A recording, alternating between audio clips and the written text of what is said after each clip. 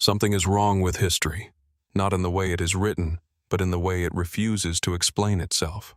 Across forgotten ruins and sealed archives, there are echoes of events that should not exist, as if time itself misfiled the truth. Entire civilizations vanish without trace, symbols appear before their supposed invention, and silence replaces every answer. And somewhere in that silence, something is still waiting to be uncovered. In the northeastern plains of Syria, where the landscape stretches into quiet, wind-swept horizons, rises the ancient site of Tel Leilan. At first glance, it appears unassuming, a low mound of earth shaped by centuries of wind, dust, and abandonment. Yet beneath this silence lies one of the most intriguing archaeological records of early urban civilization in the ancient Near East. Tel Leilan was once known as Shubat-Enlil, a major administrative center during the reign of the Akkadian Empire around the late 3rd millennium BC. Archaeological excavations have revealed evidence of a structured city, organized streets, fortified walls, administrative buildings, and cuneiform tablets that speak of governance, trade, and complex social order. For a time, it stood as a regional hub of power, linking agricultural lands with broader Mesopotamian networks. But what makes Tel Leilan particularly compelling is not only its rise, but its abrupt transformation. Around the end of the Akkadian period, layers of occupation reveal a sudden and dramatic interruption. Evidence points to a prolonged environmental shift, possibly a severe drought that reshaped the entire region. Soil samples and sediment analysis suggest a period of aridification that may have lasted generations. Crops failed, settlements shrank, and once thriving urban centers appear to have been gradually, or perhaps rapidly, abandoned. Yet the archaeological record leaves space for uncertainty. Some scholars interpret these findings as proof of a climate-driven collapse, an early example of how environmental stress can unravel even the most advanced societies of its time. In this view, Tel Leilan becomes a case study in vulnerability, a city not destroyed by invasion, but by the slow withdrawal of water and stability. However, not all questions settle so neatly. The stratigraphic layers reveal complexities that continue to challenge a single explanation. Certain abandonment phases appear unusually sudden. Some artifacts remain in situ, as if daily life ceased without orderly evacuation. Administrative seals, unfinished tablets, and stored goods suggest disruption rather than gradual decline. What could cause an organized center of governance to halt so abruptly? This has led some researchers to consider broader regional disruptions, political fragmentation, shifting trade routes, or cascading failures across interconnected cities of the Akkadian world. Others have proposed that social unrest or internal breakdown may have compounded environmental stress, accelerating the city's decline beyond recovery. And yet, there is still another layer of interpretation that occasionally emerges in academic and fringe discussions alike. The possibility that Tel Leilan reflects not a single cause, but a convergence of pressures so severe that its exact sequence is now impossible to reconstruct. Climate, economy, and political instability may have overlapped in ways that left only fragments of explanation behind. Standing among the ruins today, one might imagine the silence not as emptiness, but as a threshold. The broken walls no longer speak of what happened, only of what was interrupted. What remains are impressions of human effort, of organization, of collapse, and the uneasy realization that even early civilizations were not immune to forces they could neither predict nor control. And so Tel Leilan lingers as more than an archaeological site. It becomes a question preserved in soil and stone. How much of its story has truly been recovered, and how much remains buried beneath the layers we have yet to understand? As we move away from the windswept ruins of Tel Leilan, where entire chapters of urban life seem to have ended in abrupt silence, the wider ancient world begins to feel less like a collection of isolated civilizations, and more like a fragile web of human experiments stretching across land and time.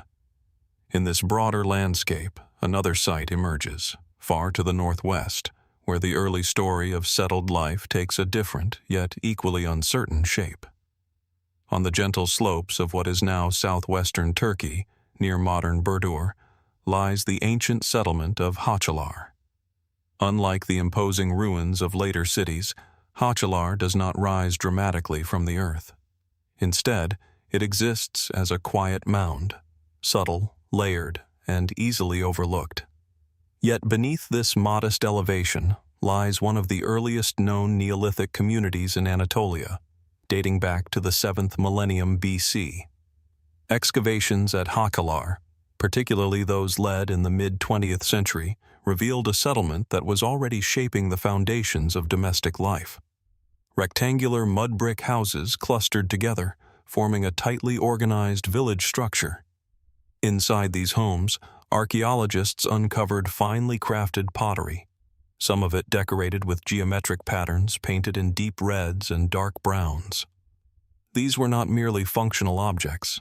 They suggest an emerging sense of identity, aesthetics, and shared cultural expression. Among the most striking discoveries were small female figurines, shaped with exaggerated forms and smooth curves. Their meaning remains open to interpretation. Some researchers view them as fertility symbols, linked to agricultural cycles and household continuity. Others suggest they may represent ancestral figures, protective spirits, or something more abstract, an early attempt to give form to ideas that had not yet fully taken shape in written language. Yet even in this early period of settled life, there are subtle tensions in the archaeological record. The settlement appears to have gone through multiple phases of destruction and rebuilding. Some layers show evidence of fire or sudden abandonment, followed by reconstruction that preserves earlier spatial patterns but alters architectural details. What caused these interruptions is still not fully understood. Was it environmental pressure, conflict, or simply the natural rhythm of early village life in a changing landscape? Mainstream interpretations tend to emphasize practical explanations: resource scarcity, climatic variation, or social reorganization within small agrarian communities. In this view, Hacılar represents the natural instability of early sedentary life, a society still learning how to remain rooted in a single place while dependent on fragile ecological systems. But the pattern of renewal raises quieter questions. Why did the inhabitants return to the same location repeatedly, rebuilding in familiar forms even after apparent disruption? Was it simply practicality, or did the location itself hold a significance that is no longer visible in the material record? The arrangement of homes, the repetition of design, and the careful placement of objects inside domestic spaces suggest continuity of memory, even across breaks in occupation. Some scholars cautiously explore whether these repeated cycles reflect not just external pressures, but internal transformations in belief systems or social organization. However, without written records from this period, such interpretations remain speculative, shaped by fragments rather than narratives. What remains grounded in evidence is the impression of a community deeply engaged with the act of living itself, constructing, decorating, burying, and rebuilding in ways that suggest both resilience and uncertainty. Hacılar is not a site of grand monuments or dramatic collapse. Instead, it is something quieter, a long, layered conversation between people and place, partially preserved in mud brick and pigment. And yet, as with so many early settlements, there is a limit to what the soil can reveal. We can trace walls, artifacts, and destruction layers, but the meanings behind them remain partially out of reach. Were these repeated rebuildings a sign of endurance, or of unresolved instability that never fully allowed the settlement to settle into permanence? Standing back from the evidence, one question continues to linger in the absence of certainty. How much of Hacılar's story reflects the daily reality of its people, and how much reflects patterns we are only now beginning to recognize without fully understanding what shaped them? Moving forward from the layered remains of Hacılar, where early communities quietly built, erased, and rebuilt their world in cycles that still resist full explanation. The narrative of human settlement begins to widen again. From small Neolithic villages shaped by repetition and survival, we arrive at something far more complex: the emergence of imperial landscapes, where memory, power, and geography become deeply intertwined. High in the western Iranian plateau, surrounded by rolling mountains that shift in color with the changing light, lies the ancient site of Ecbatana. Today, it is largely absorbed into the modern city of Hamadan, but beneath its streets and foundations lies a city once described in ancient sources as one of the great capitals of the early Iranian world. Classical historians, including Herodotus, spoke of Ecbatana as a city of concentric design, 7 walls, each ringed in a different color, rising in a stepped formation toward the royal center. Whether this description is literal, symbolic, or a blend of both remains a subject of careful debate. No complete architectural remains have confirmed the exact structure as described, yet the idea of layered fortification continues to shape how Ecbatana is imagined, a city built not only for defense, but for representation. Archaeologically, the site reveals long-term occupation stretching back into the Median period, around the early 1st millennium BC. It later became a significant administrative center under the Achaemenid Empire, serving as a seasonal capital where royal archives, treasuries, and court life would temporarily relocate. Clay tablets, metal objects, and architectural fragments suggest a city deeply embedded in the machinery of empire, yet still shaped by earlier Median foundations that remain only partially understood. And yet, for all its historical prominence, Ecbatana resists full reconstruction. Unlike cities that were destroyed and frozen in time by sudden catastrophe, Ecbatana appears to have evolved continuously, its earlier layers repeatedly built over, modified, and absorbed into later urban expansion.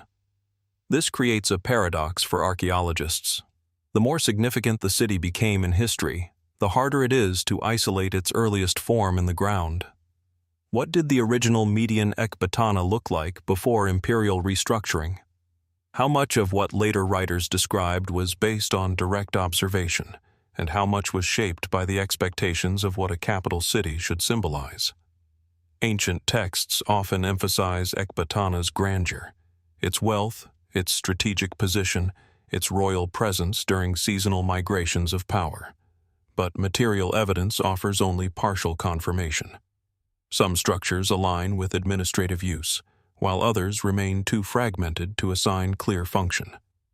The result is a city that exists simultaneously as a historical reality and a literary construction, with the boundary between the two still not fully defined. There are also quieter uncertainties embedded in the site's long continuity. Unlike abruptly abandoned settlements, Ecbatana was never truly lost in the traditional sense. It transformed, adapted, and remained inhabited across centuries. Yet this very continuity raises a different kind of mystery. What happens to a city's identity when its earliest layers are never fully erased, but instead continuously overwritten? Some researchers suggest that Ecbatana's significance may lie not only in its physical structure, but in its symbolic role as a shifting center of authority. In this interpretation, the city was less a fixed architectural entity and more a recurring idea of capitality, reconstructed according to the needs of each ruling power. If true, then the Ecbatana described in ancient accounts may represent multiple cities layered across time, unified by name but not entirely by form. Others, however, approach the site through a more material lens, focusing on the limitations of excavation itself. Modern urban development has covered much of the ancient layers, restricting access to the deeper strata where early Median remains might lie undisturbed. In this sense, the mystery of Ecbatana is not only historical, it is also methodological. What cannot be reached cannot be fully known, and what cannot be fully known remains open to interpretation. Still, fragments continue to surface. Isolated finds, ceramics, inscriptions, architectural remnants hint at a city that was both deeply connected to the wider ancient Near East and uniquely adapted to its mountainous environment. Trade routes passed through the region, linking it to Mesopotamia, the Iranian Plateau, and beyond. Yet the everyday life of its earliest inhabitants remains largely absent from the record, leaving gaps that no single excavation season has been able to close. And so Ecbatana persists in a dual state, a city of historical record and a city of unresolved structure. It is known through references, reconstructed through fragments, and imagined through descriptions that may themselves be layered with interpretation. Standing within its modern landscape, where ancient ground lies beneath contemporary streets, one is left with a quiet but persistent question.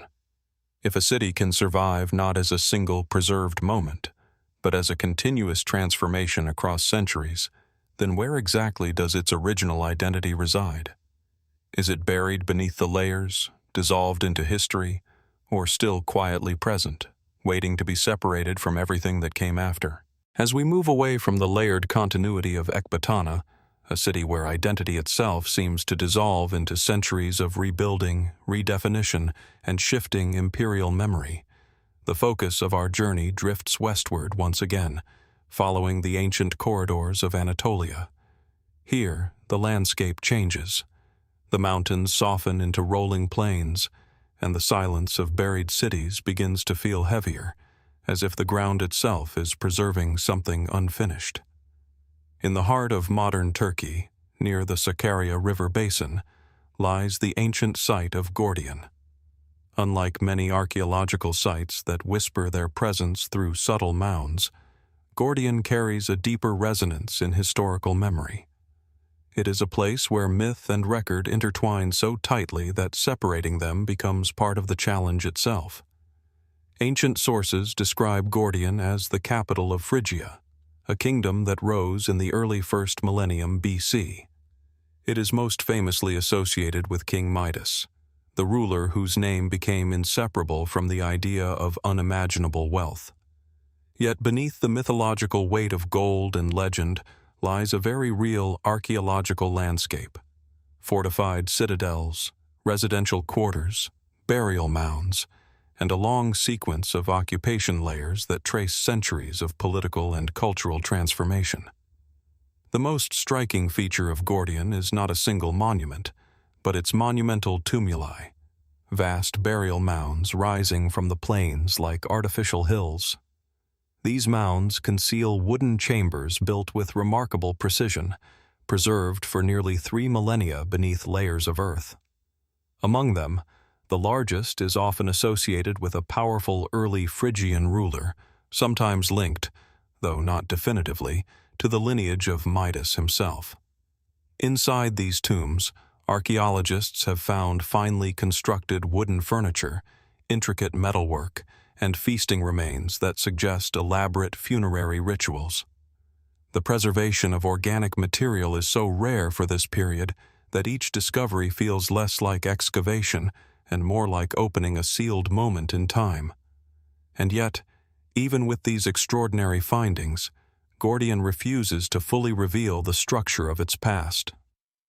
One of the most enduring mysteries is the so-called burn layer found in the citadel area. Archaeological evidence indicates that the city experienced a major destruction event around the late 8th century BC. Wooden structures were burned, debris collapsed, and occupation was abruptly interrupted. Some scholars attribute this to a Sumerian invasion, a historical movement of nomadic groups recorded in Assyrian texts. Others suggest internal conflict or political destabilization within Phrygia itself. But the material record does not settle easily into a single narrative. Certain destruction patterns appear unusually uniform, almost as if parts of the citadel were cleared in a controlled sequence rather than consumed entirely by chaos. Some artifacts remain in place as if abandoned in haste, while others show signs of removal prior to collapse. This mixture of disorder and apparent planning raises quiet questions about how the event unfolded. Was Gordion destroyed in a sudden external raid, or did it experience a more complex internal breakdown, one that combined conflict, evacuation, and fire over a longer period than the visible layers suggest? Beyond the destruction horizon, the site reveals another layer of intrigue: continuity. Gordion was rebuilt and reoccupied after its collapse, eventually becoming part of the Persian administrative network and later interacting with Hellenistic cultures following the campaigns of Alexander the Great. It is here that history and legend intersect most famously. According to tradition, Alexander encountered the legendary Gordion knot in the city's citadel, a complex knot tied to a wagon dedicated to a former king. Unable or unwilling to untangle it, he is said to have cut it with his sword, fulfilling a prophecy that whoever solved it would rule Asia. Whether this event occurred exactly as described is uncertain. The story exists in multiple ancient sources, each shaped by different narrative intentions. Some historians view it as symbolic, a representation of decisive action over inherited complexity. Others suggest it may be rooted in a real ritual object whose meaning was later expanded into legend. In either case, Gordion becomes more than a physical location. It becomes a point where political memory transforms into myth, and myth returns to influence how history is remembered. Yet even outside its legendary associations, the site presents quieter uncertainties. The urban layout of Gordion changes repeatedly across centuries. Houses are rebuilt in different orientations, fortifications shift, and public spaces are redefined. This suggests a city constantly reinterpreting itself, adapting not only to external pressures, but also to internal transformations in identity and governance. Some researchers propose that this architectural fluidity reflects broader cultural patterns within Phrygian society, perhaps a less centralized political structure than later empires, or a community that reorganized itself in response to environmental and economic conditions. Others see in it the imprint of successive cultural influences, as Phrygia interacted with neighboring civilizations across Anatolia and the Near East. Still, there are moments where interpretation becomes more fragile. Certain ceremonial deposits, buried intentionally within the settlement, contain objects whose purpose is not fully understood. Their placement suggests ritual significance, yet their exact meaning remains open. Were they offerings tied to political transitions, markers of territorial renewal, or expressions of beliefs that no longer have direct continuity in later traditions? The absence of written Phrygian records from this early period leaves these questions suspended in material silence. We can observe patterns, but not always intentions. Walking through the reconstructed layers of Gordion today, one is confronted not by a single narrative, but by overlapping ones. A city that was burned, rebuilt, mythologized, and reoccupied does not present a linear story. Instead, it presents a sequence of transformations that resist simplification. And perhaps that is where the deeper mystery resides, not in a single unresolved event, but in the accumulation of changes that blur the boundary between history and interpretation. If Gordion was once a royal capital, a site of destruction, and later a stage for legend, then what remains of its original identity beneath all these layers? Is it preserved somewhere in the buried architecture, waiting beneath the reconstructed city? Or has it already been transformed so many times that the original Gordion no longer exists except as an idea shaped by centuries of memory? Leaving behind the layered echoes of Gordion, where destruction, myth, and reconstruction seem to fold repeatedly into one another, the journey pulls us further north, toward the Black Sea region of Anatolia. The landscape changes once again. The dry plains give way to greener slopes, heavier air, and a coastline shaped by time, water, and sediment. Here, beneath the quiet surface of Samsun Province, lies a site that does not announce itself with grandeur, but instead reveals its importance slowly, through fragments rather than monuments. Rising gently from the surrounding terrain is the archaeological mound of İkiztepe. At first glance, it appears almost indistinguishable from the natural hills nearby. Yet, beneath its layered soil lies one of the most significant prehistoric settlements of the Black Sea region, with occupation stretching back to the early Bronze Age and possibly even earlier. Excavations at İkiztepe have revealed a long sequence of human presence: houses built from wood and mud brick, storage areas, tools made of stone and bone, and burial grounds that extend across generations. Unlike the monumental capitals of later civilizations, İkiztepe reflects something more intimate: a sustained rural-urban community deeply connected to its environment, adapting continuously to the shifting conditions of the coastal plain. But what makes İkiztepe particularly compelling is not only its continuity, but the patterns embedded within its remains. Burial practices at the site show remarkable variation. Some graves contain simple inhumations with minimal goods, while others include carefully arranged offerings, metal objects, ornaments, and tools placed with deliberate precision. The differences suggest a society with layered social structures, yet not fully understood through the usual models of hierarchy found in later, more documented civilizations. What determined these burial distinctions?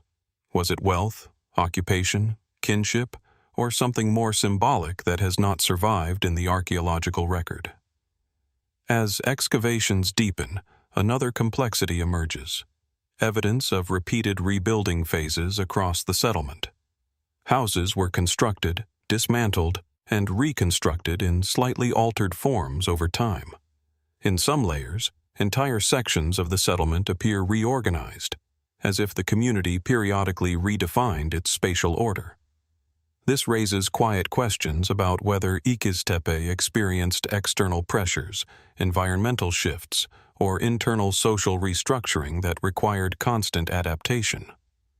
Mainstream interpretations often emphasize environmental factors. The Black Sea coastal region is known for fluctuating water levels, shifting river channels, and changing agricultural conditions. In this view, the settlement patterns at İkiztepe reflect practical responses to a dynamic landscape, communities adjusting their homes and livelihoods to survive in a constantly changing environment. Yet the archaeological record does not always present a straightforward narrative of adaptation. Certain habitation layers show signs of abrupt abandonment, followed by reoccupation after an unclear interval. In some cases, material remains suggest continuity of cultural practices, even after apparent disruption. This creates a tension between what appears to be environmental determinism and what might instead reflect social or cultural rhythms that are not yet fully understood. Could these interruptions represent seasonal migrations, shifting settlement zones, or something more complex? Perhaps cycles of movement tied to social organization or ritual practice? The burial grounds, in particular, add another dimension to this uncertainty. The spatial arrangement of graves does not always follow a consistent pattern. Clusters appear, dissolve, and reappear in different areas over time. This suggests that the community's relationship with its dead was not static, but evolving, possibly reflecting changes in belief systems, lineage structures, or territorial organization. Some researchers cautiously suggest that İkiztepe may preserve traces of early belief frameworks in which death and settlement space were more fluidly connected than in later urban traditions. However, without written records, such interpretations remain speculative, constructed from spatial logic rather than explicit testimony. And yet, it is precisely this silence that gives İkiztepe its sense of depth. Unlike cities that announce their history through monumental architecture or royal inscriptions, İkiztepe speaks in subtler patterns: repeated house foundations, shifting burial zones, and the quiet accumulation of everyday objects. It is a record not of rulers or empires, but of sustained human presence in a landscape that demanded constant negotiation. Still, even within this apparent continuity, questions remain unresolved. Why did certain areas of the settlement become more densely occupied at specific times, only to be partially abandoned later. What caused these internal reorganizations that do not clearly align with known environmental changes? And how do we interpret the balance between stability and movement in a community that appears both rooted and flexible at once? Some alternative interpretations, though not widely accepted, suggest that İkiztepe might reflect broader regional networks of seasonal movement along the Black Sea basin, communities shifting between coastal and inland zones in patterns too complex to reconstruct fully from archaeological remains alone. Others propose that ritual cycles, tied to agricultural or astronomical observations, may have influenced settlement organization in ways that leave only indirect traces in the soil. None of these interpretations fully resolve the tension embedded in the site. Instead, they highlight how much of İkiztepe's structure remains open to interpretation, shaped by fragments that resist a single coherent narrative. Walking through its excavated layers today, one encounters not a singular story, but a series of overlapping human moments, each preserved, yet incomplete. A house built, rebuilt, abandoned. A burial placed, then another nearby. A settlement that grows, shifts, and partially dissolves into the landscape it once occupied. And so the question lingers, as quietly as the mound itself rises above the plain. Are we looking at a stable community adapting to change, or at a far more complex rhythm of movement and meaning that has yet to be fully understood? Moving away from the layered burial landscapes of İkiztepe, where patterns of life and death seem to shift gently across generations without ever fully revealing their governing logic, the narrative of early human settlement pulls us back inland once more. The Black Sea air gives way to the harsher, more continental climate of southeastern Anatolia, where stone, river, and steppe converge in one of the most significant regions for understanding the origins of settled life. In the upper reaches of the Tigris Basin, near modern-day Diyarbakir in Turkey, lies the ancient settlement of Çayönü.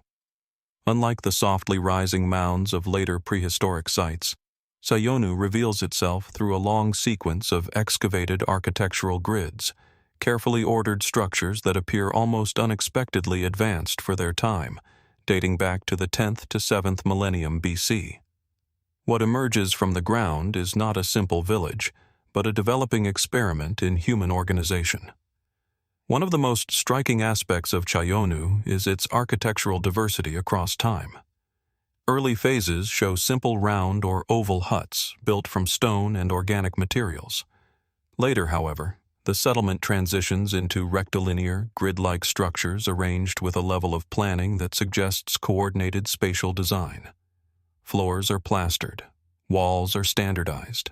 Streets and communal spaces begin to take shape in ways that imply shared rules of construction rather than purely individual choices.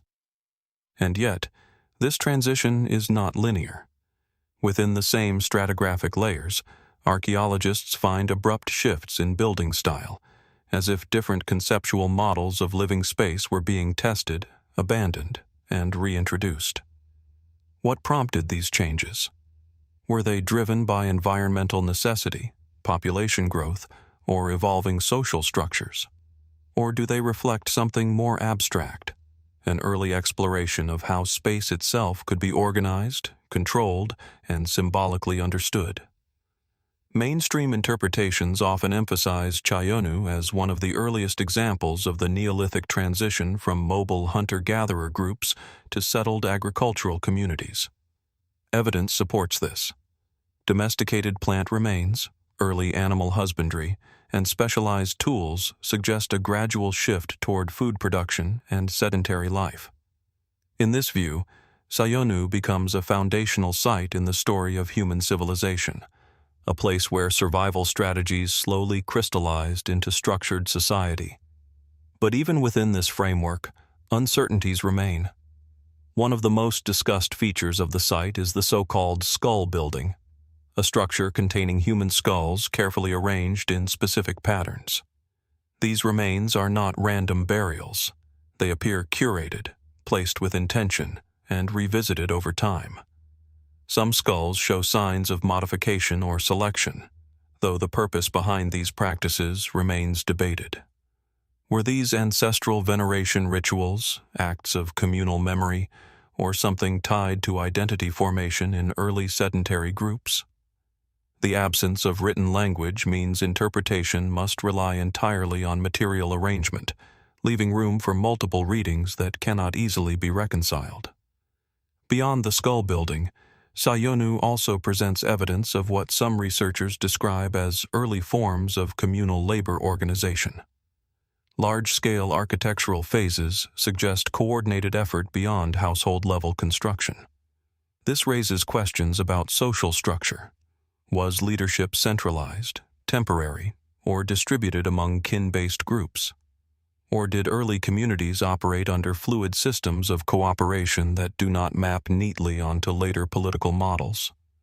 The ground itself adds another layer of complexity. Repeated rebuilding phases indicate that Çayönü was not a static settlement. Entire architectural zones were periodically dismantled and reconfigured. In some cases, older structures were deliberately buried beneath newer ones, as if each phase required a physical overwriting of the previous one. This creates a sense of intentional erasure or transformation, though whether this reflects practical renovation, ritual closure, or symbolic renewal remains unclear. Some scholars interpret these patterns as evidence of early social experimentation.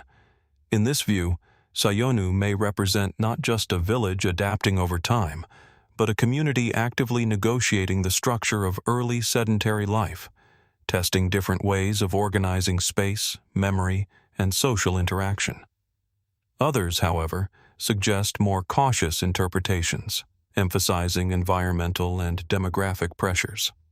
Population growth, resource management, and shifting ecological conditions could have necessitated repeated architectural adaptation without requiring deeper symbolic meaning. Yet even these explanations do not fully resolve the most persistent question. Why does the settlement appear to undergo such structured transformation rather than gradual, uniform evolution? The burial practices at Çayönü add yet another dimension to this uncertainty. Human remains are found both within and outside domestic structures, sometimes in contexts that blur the boundary between living space and ritual space. This suggests a worldview in which the separation between life, death, and habitation was not as rigidly defined as in later societies. What did it mean to live in a space where the boundaries between ancestral presence and daily activity were materially intertwined? And as excavation continues, another subtle pattern emerges.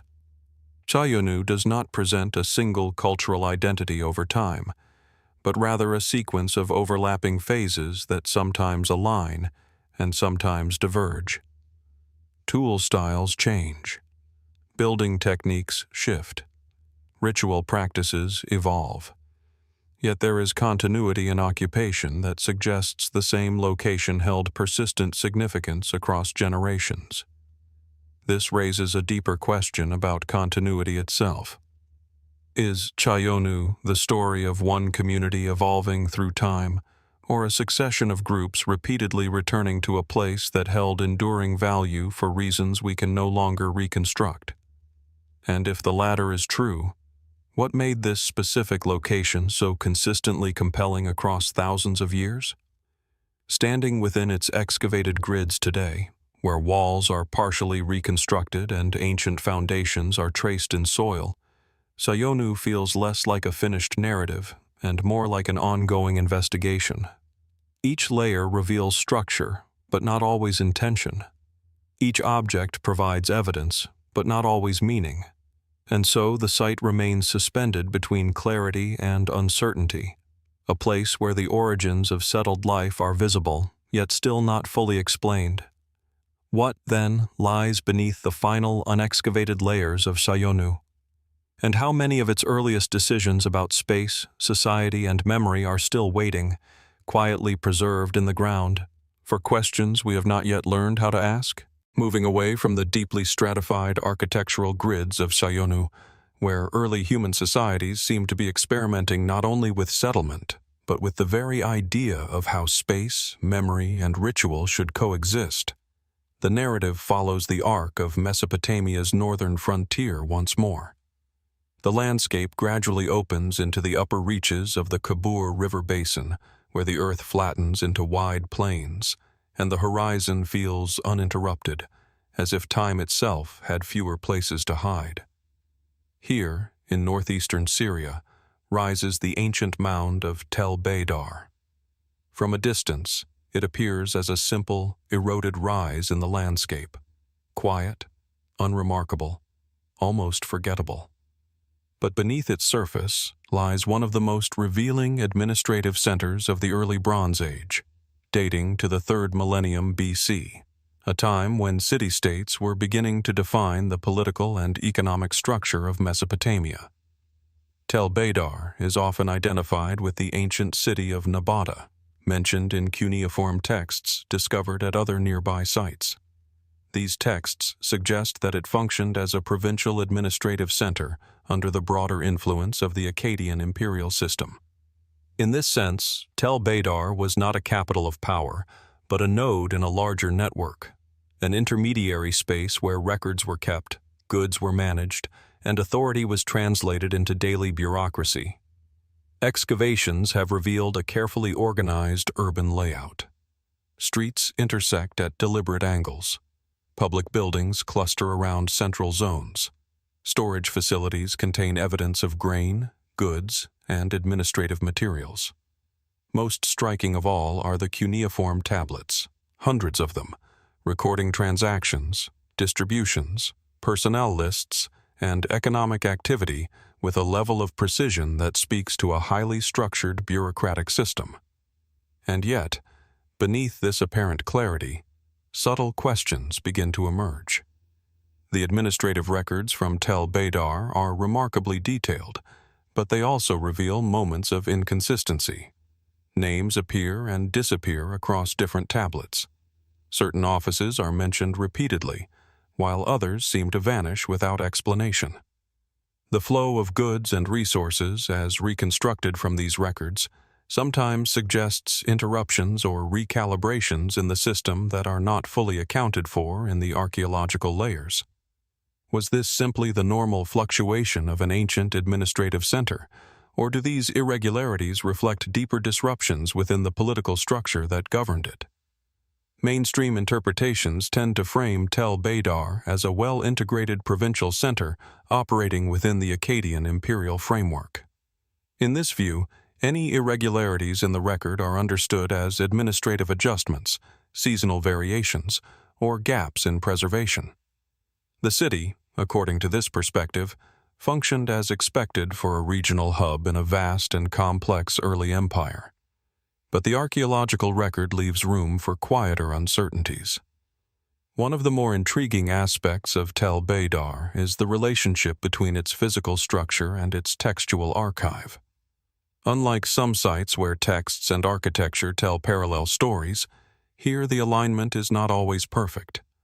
Buildings suggest continuity, yet some administrative records hint at personnel turnover or institutional changes that are not clearly reflected in the architecture itself. This creates a subtle dissonance between what was built and what was recorded. Why does the documentary record sometimes feel more dynamic than the physical one? Another layer of complexity comes from the spatial organization of administrative activity. Tablets were not confined to a single archive room, but distributed across multiple buildings. Some were found in storage areas, others in administrative spaces, and some even in contexts suggesting rapid abandonment. This dispersion raises questions about how centralized or decentralized bureaucratic control truly was. Was Tel Beydar a tightly controlled administrative machine, or a more flexible system where authority was shared, delegated, or even contested at local levels?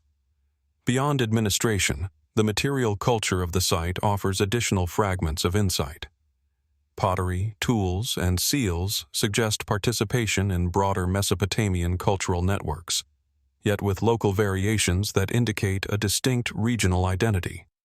The seals, in particular, used to mark goods and authority, carry iconography that connects Tel Beydar to the wider symbolic language of the early Bronze Age world, but also includes motifs that are not fully understood within standard interpretive frameworks. Some researchers suggest that these variations reflect localized expressions of imperial identity, where distant authority was adapted to regional realities.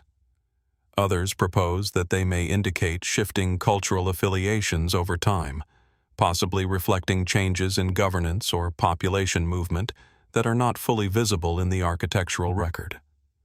Then there is the question of the city's rhythm of occupation. Tel Beydar does not present a simple narrative of rise and fall. Instead, it appears to have undergone phases of intense activity followed by periods of reduced occupation, though the reasons for these fluctuations remain uncertain. Environmental change, political restructuring, and economic reorganization are all considered possible factors, but none alone fully explains the patterns observed.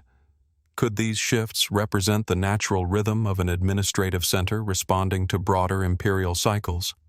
Or do they hint at something more fragmented, where regional centers like Tel Beydar operated with a degree of autonomy that allowed for irregular continuity?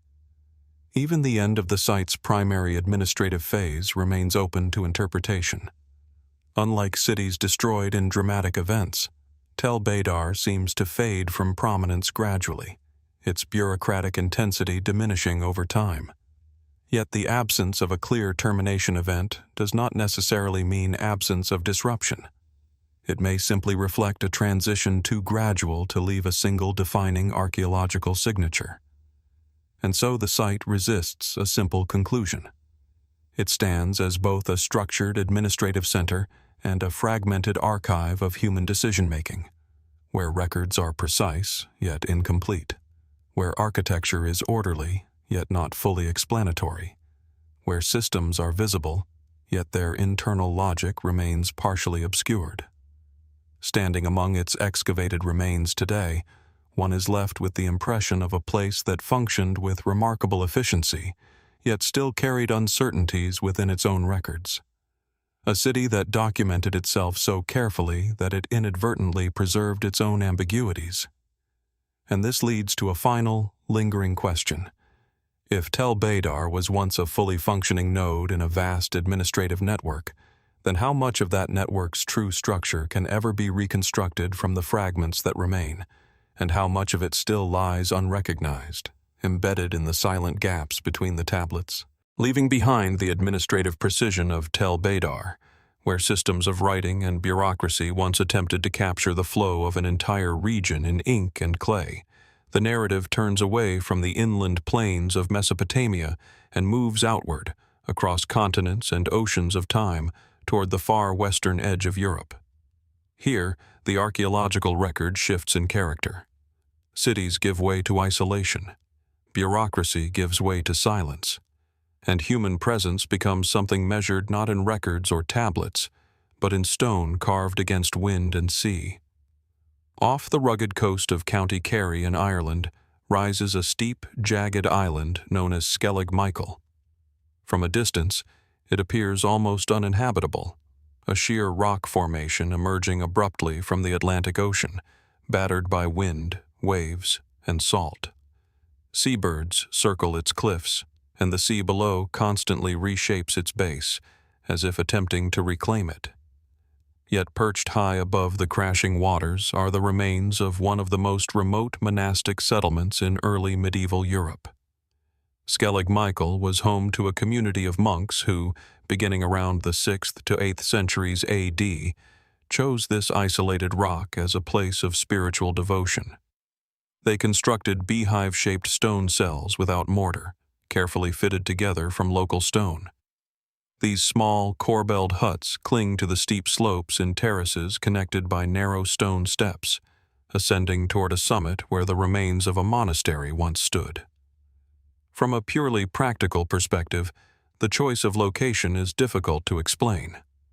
Why would a community deliberately relocate to such an exposed and inaccessible environment? The island offers no shelter from storms, no fertile soil for agriculture, and no easy access to mainland resources.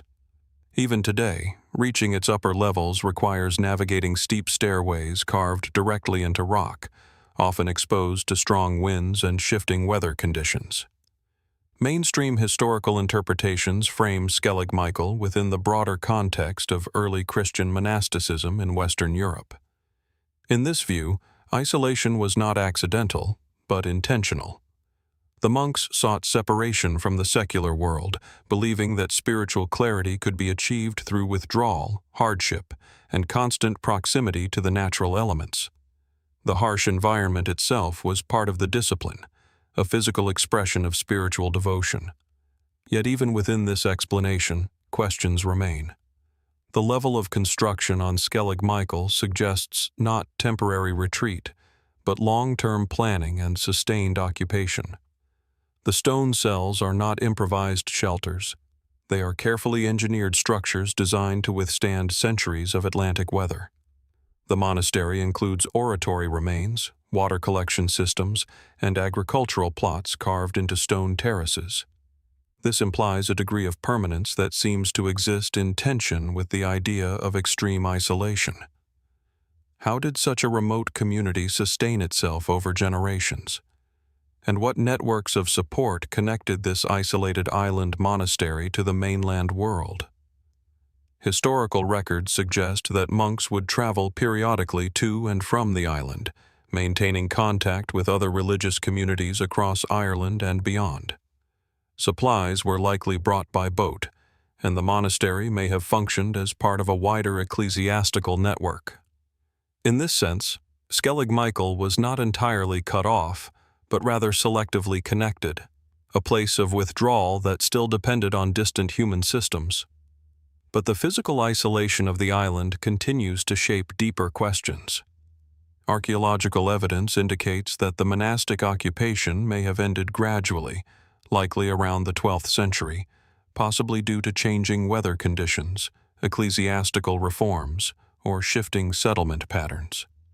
Yet unlike many abandoned sites, Skellig Michael does not feel like a place that was simply left behind. Its structures remain intact, as if waiting in suspension rather than collapse. Some researchers have suggested that the island's enduring preservation is due not only to its abandonment, but also to its inaccessibility.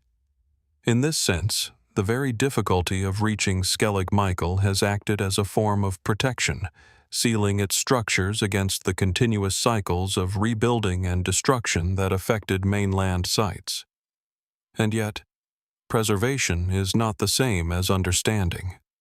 One of the enduring mysteries of Skellig Michael lies in the lived experience of its inhabitants. What did daily life look like in such a place? How did monks endure the relentless weather, the isolation, and the physical demands of sustaining life on a vertical landscape of stone and sea?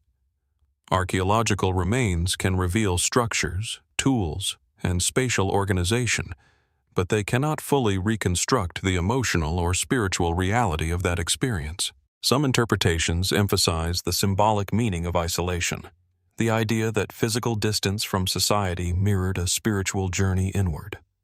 In this reading, Skellig Michael becomes not just a settlement, but a form of lived theology, where landscape and belief were inseparable. Others approach the site more cautiously, focusing on its role within broader monastic networks. From this perspective, Skellig Michael may have functioned as a seasonal retreat or a specialized site within a distributed system of religious practice, rather than a permanently isolated community. Still, neither interpretation fully resolves the deeper sense of extremity embedded in the site itself. The sheer physical intensity of its environment resists abstraction. It is difficult to reduce the experience of living on a wind-battered rock in the Atlantic to purely symbolic or logistical explanations. There is also the question of earlier or later uses of the island. While the monastic settlement is the most well-documented phase, local traditions and fragmented historical references hint at the possibility of other, less understood periods of activity. These are not confirmed in the archaeological record, but they persist in oral history and speculative interpretation, suggesting that Skellig Michael's role in human imagination may extend beyond its known occupation.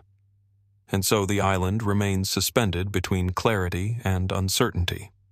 It is a place where architecture and environment are inseparable, where human endurance is etched directly into stone, and where the boundary between necessity and devotion becomes difficult to define. Even in its silence, Skellig Michael feels active, less like an abandoned site and more like a presence that has simply withdrawn from immediate view. Standing before its steep cliffs today, one is left with a quiet but persistent question.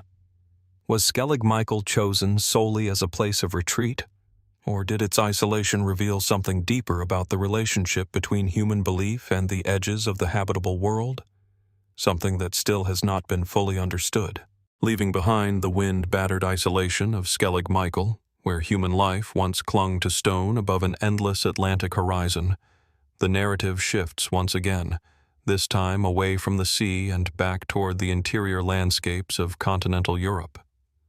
The silence of the island gives way to something different here, not emptiness, but depth. Layers upon layers of time folded into rock, waiting beneath forests and limestone ridges.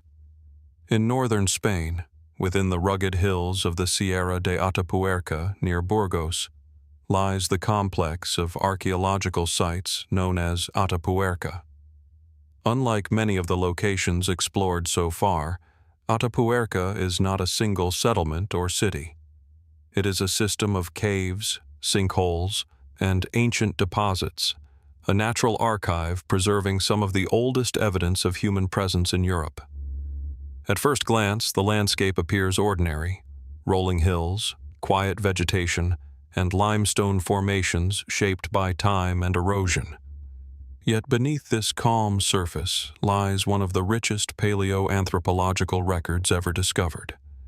Within its caves, researchers have uncovered remains spanning hundreds of thousands of years, including fossils attributed to some of the earliest known human ancestors in Europe, such as Homo antecessor and later Neanderthal populations. The Cima de los Huesos, or Pit of Bones, is perhaps the most striking of these sites. Deep within a cave shaft, more than 6,000 human fossils have been recovered, representing dozens of individuals. The concentration and placement of these remains have long raised questions. Unlike typical habitation sites or simple burial grounds, this accumulation appears deliberate in its deposition pattern, though the exact intent behind it remains uncertain. Were these bodies placed intentionally?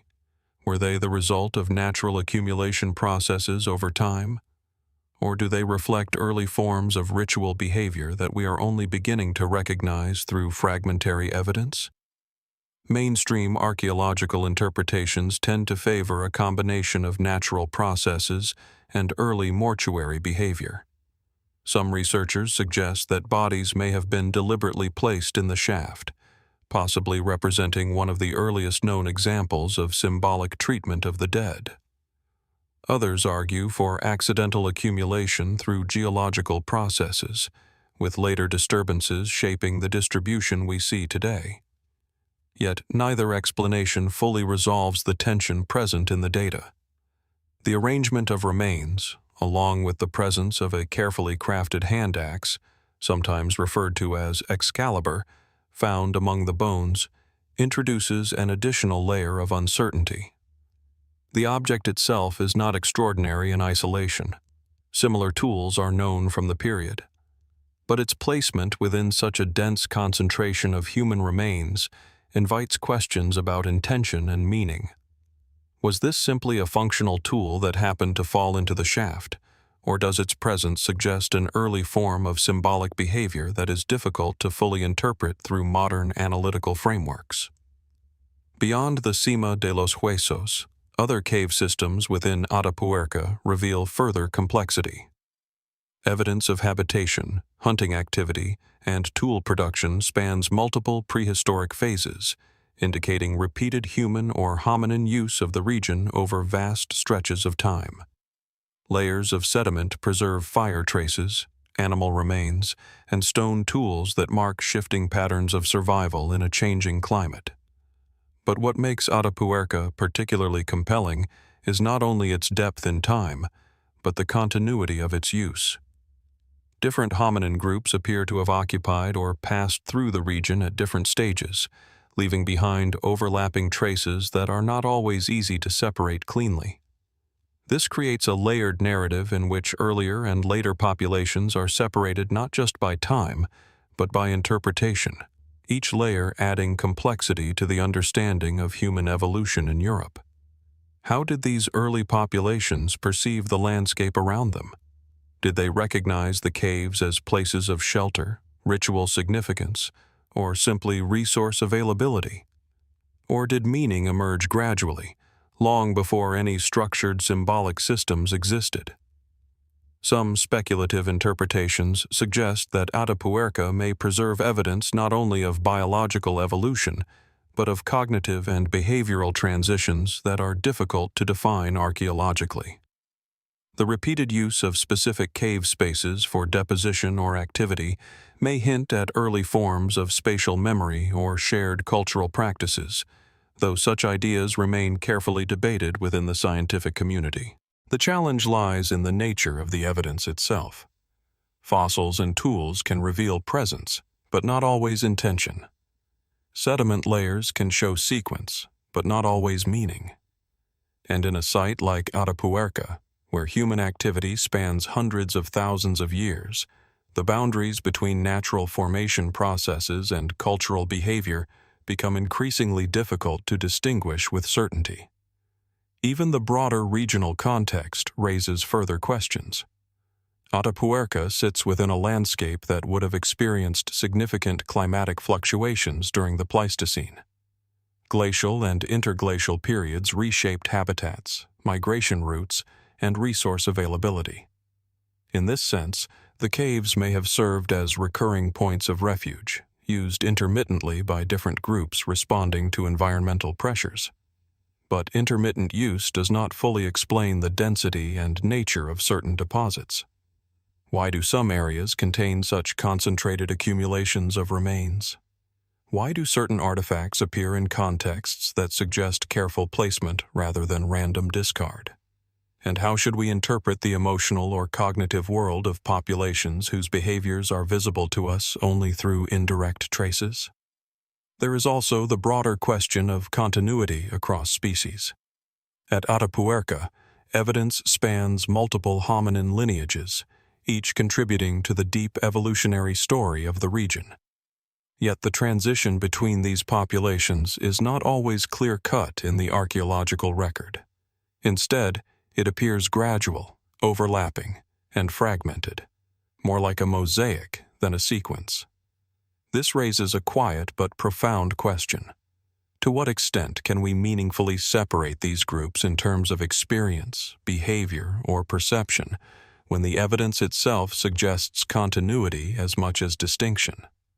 Today, the caves of Atapuerca remain active sites of research, carefully excavated layer by layer.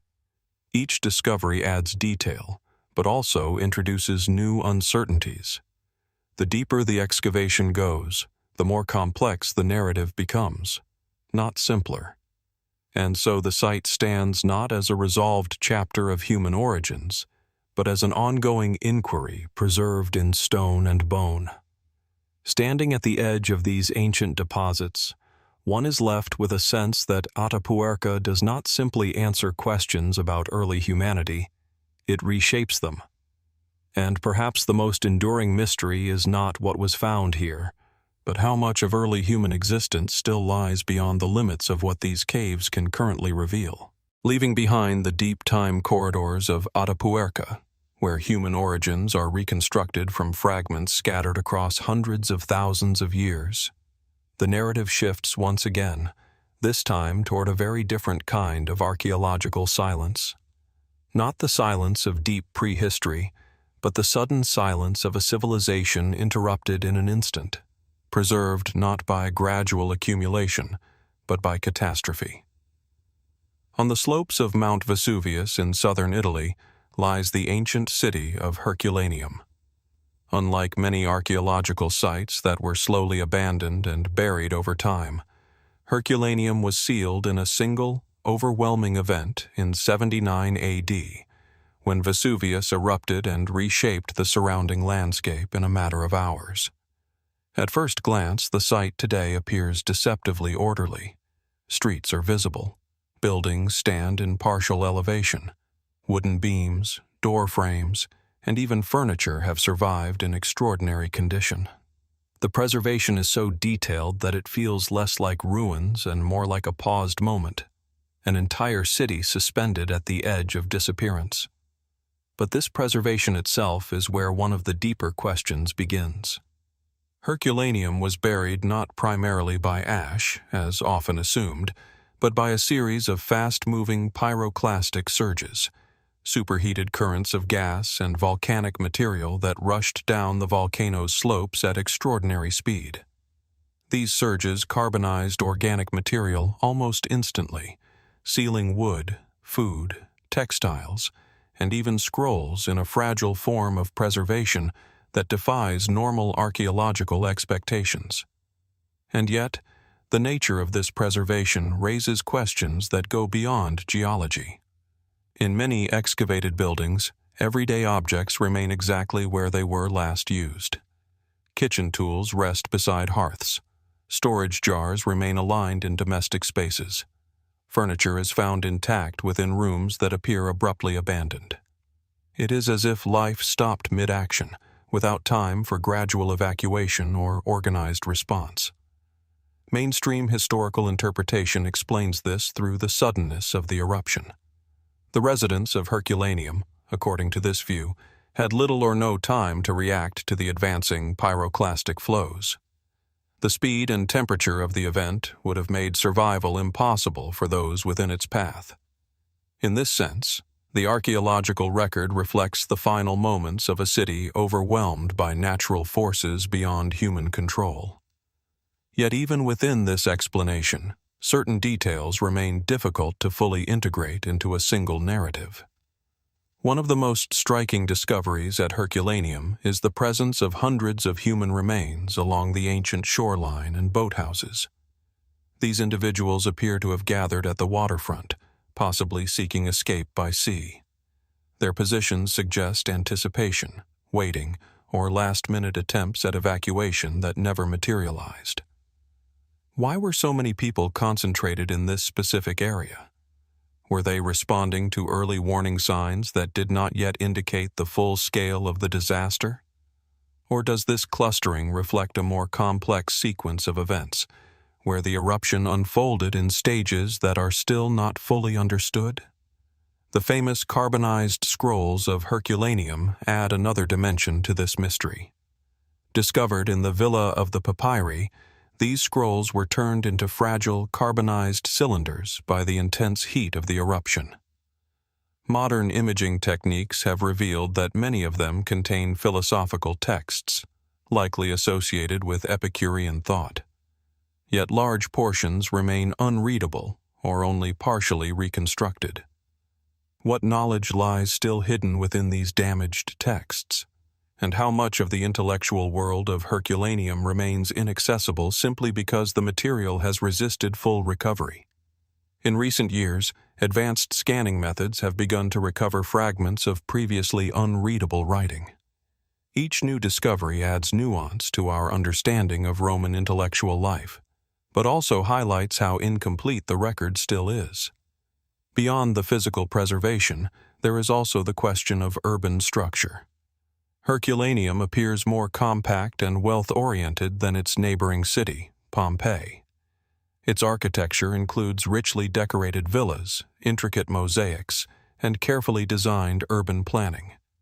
This suggests a community with significant economic and cultural integration into the broader Roman world. And yet, despite this apparent prosperity, there are subtle indications of transformation in the city's final phase.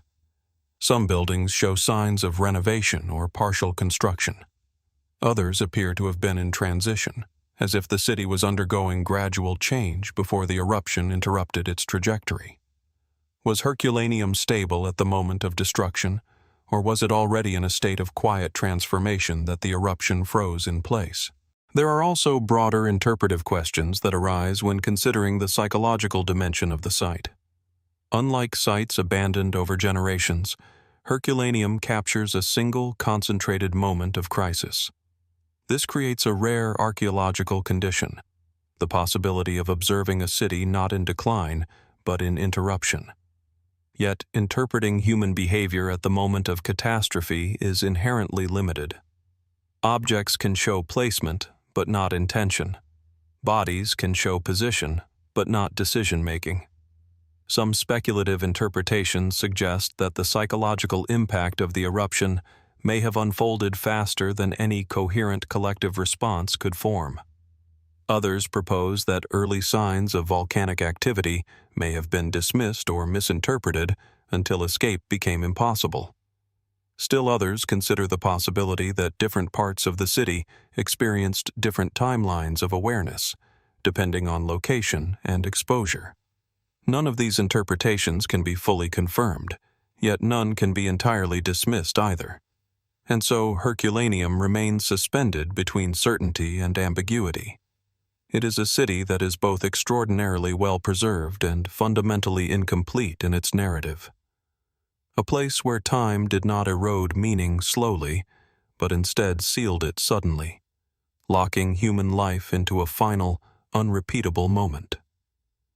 Walking through its streets today, one is confronted not with the absence of history, but with its sudden interruption. The question is no longer simply what happened, but how much of what we see reflects the final seconds of awareness before everything changed. And as excavation and research continue, another question quietly persists beneath the ash and stone. If an entire city can be preserved in a single moment of catastrophe, how much of that moment can truly be understood, and how much of it will always remain just beyond the reach of reconstruction? Moving away from the sudden, almost frozen catastrophe of Herculaneum, where a city was preserved in a single catastrophic moment of volcanic force, the narrative shifts once again, but this time the silence feels different. Not the silence of interruption, but the silence of intention. Not a city halted mid-life, but a landscape designed from the beginning for the passage from life into something beyond it. Just north of modern Rome, in the rolling volcanic hills of Lazio, lies the vast ancient burial complex known as the Cerveteri Necropolis. From above, it appears less like a cemetery and more like a forgotten city. Circular mounds rise from the earth, arranged along carefully planned pathways that stretch across the landscape. These are not natural formations. They are tombs, thousands of them, built by the Etruscan civilization between the 9th and 3rd centuries BC. What makes Cerveteri immediately striking is its scale. This is not a collection of isolated graves, but an entire necropolis structured like an urban environment. Streets run between burial mounds. Some tombs are carved into rock, others constructed above ground, imitating the architecture of houses. In many cases, the interior spaces of these tombs replicate domestic life with remarkable precision. Rooms, doorways, beds, furniture, all carved in stone or shaped in relief. It is as if the dead were not simply buried here, but resettled into a parallel version of the living world. The most famous area of the necropolis, Banditaccia, reveals this idea most clearly. Tombs are organized in blocks, sometimes referred to as neighborhoods, with different architectural styles reflecting different periods of Etruscan development. Some are simple and early, while others are complex, multi-room structures that suggest evolving beliefs about death, identity, and continuity. But what stands out most is not only the architectural sophistication, but the consistency of the concept, death as habitation. Mainstream archaeology interprets this as a reflection of Etruscan beliefs about the afterlife. In this view, tombs were designed as eternal homes, ensuring that the deceased continued to exist in a familiar environment. The arrangement of objects, ceramic vessels, weapons, jewelry, and domestic items, supports this interpretation. These were not symbolic offerings alone, but extensions of daily life meant to accompany the deceased beyond death. Yet even within this framework, Cerveteri raises deeper questions. Why was the afterlife imagined so materially? Why replicate the physical structure of life so precisely in stone? And what does it suggest about a society that invested such extraordinary effort into constructing entire architectural landscapes for the dead rather than the living? Some scholars suggest that this reflects a worldview in which the boundary between life and death was not sharply defined, but instead understood as a continuation. In this interpretation, the necropolis is not a place of separation, but of transition, where identity persists in a different form, anchored by memory, ritual, and space. Others, however, point to more complex social dynamics embedded within the tomb structures themselves. The variation in tomb sizes and complexity suggests differences in status, family lineage, and wealth. Some tombs are small and modest, while others are expansive, almost monumental in scale.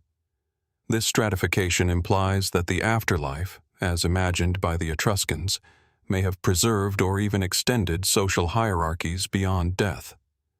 Was the necropolis a reflection of equality in the afterlife, or did it mirror the inequalities of the living world in a permanent architectural form? As excavation continues, another layer of uncertainty emerges: the origins and evolution of these burial traditions.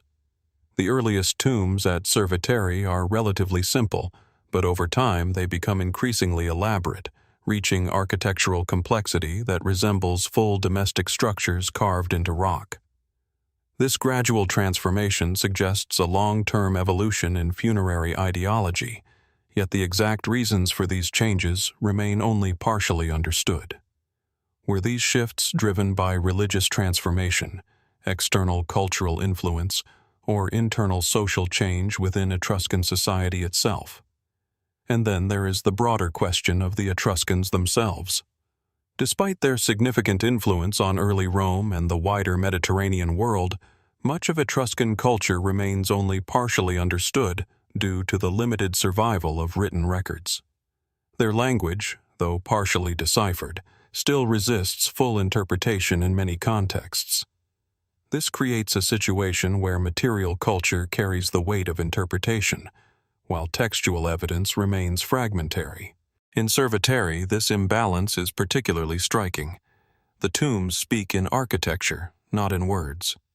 Meaning must be inferred from spatial arrangement, object placement, and structural design.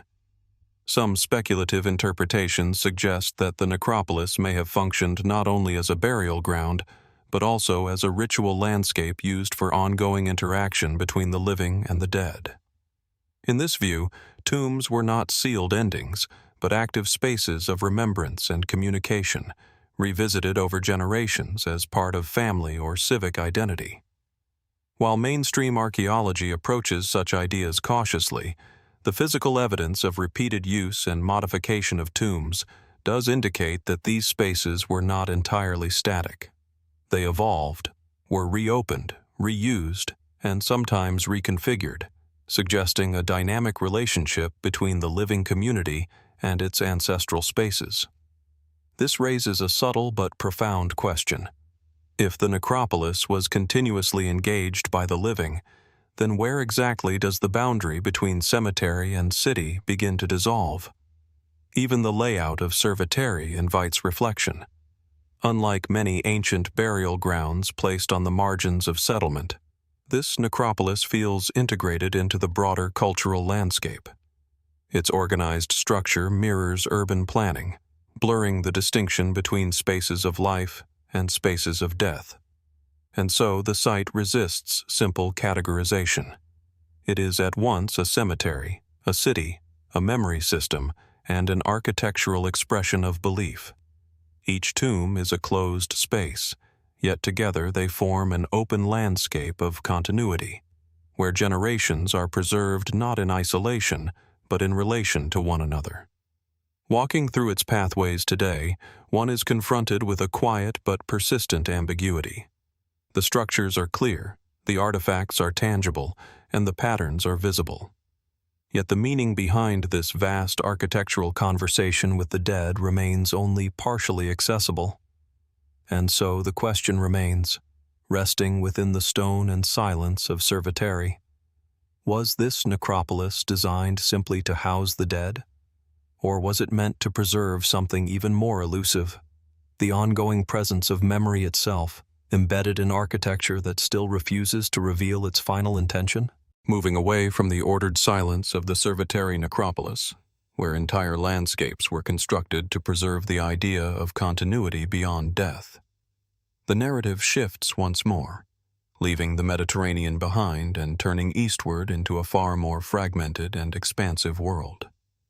Here, history is not contained within a single city or valley, but scattered across deserts, mountain corridors, and river basins that once formed the connective tissue of ancient civilizations. In the region historically known as Bactria, stretching across parts of modern northern Afghanistan and surrounding Central Asian territories, lie the dispersed remains of what is collectively referred to as the Bactria archaeological sites. Unlike tightly defined urban centers or singular monumental complexes, Bactria is a mosaic, an interwoven field of settlements, fortresses, temples, and burial sites that reflect one of antiquity's most strategically significant, yet least fully understood cultural crossroads.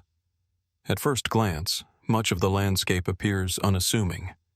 Wind-eroded plains stretch toward distant mountain ranges, while scattered mounds mark where once thriving communities stood.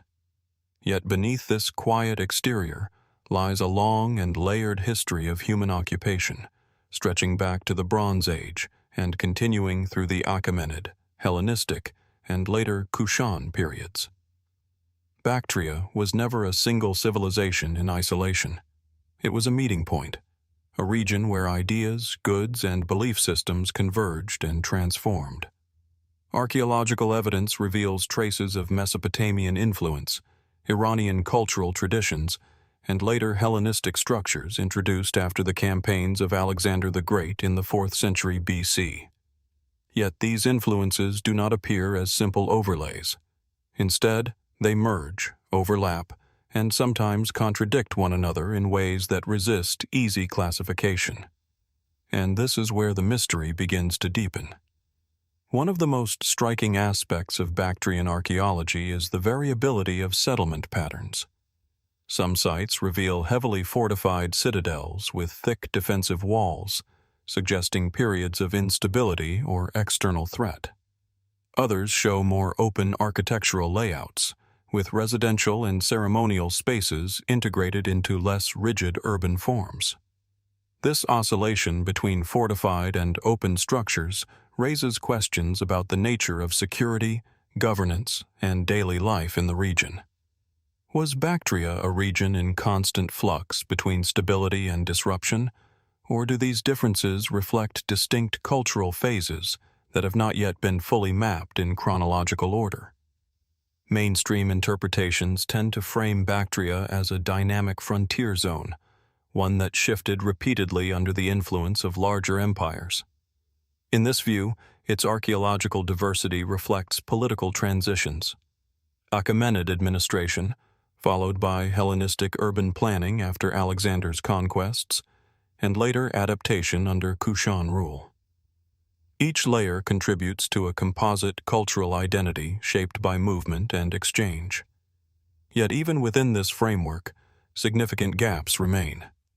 At sites such as Ecbatana and other partially excavated urban centers in the region, archaeologists have uncovered features that combine Greek architectural principles with local traditions in unexpected ways.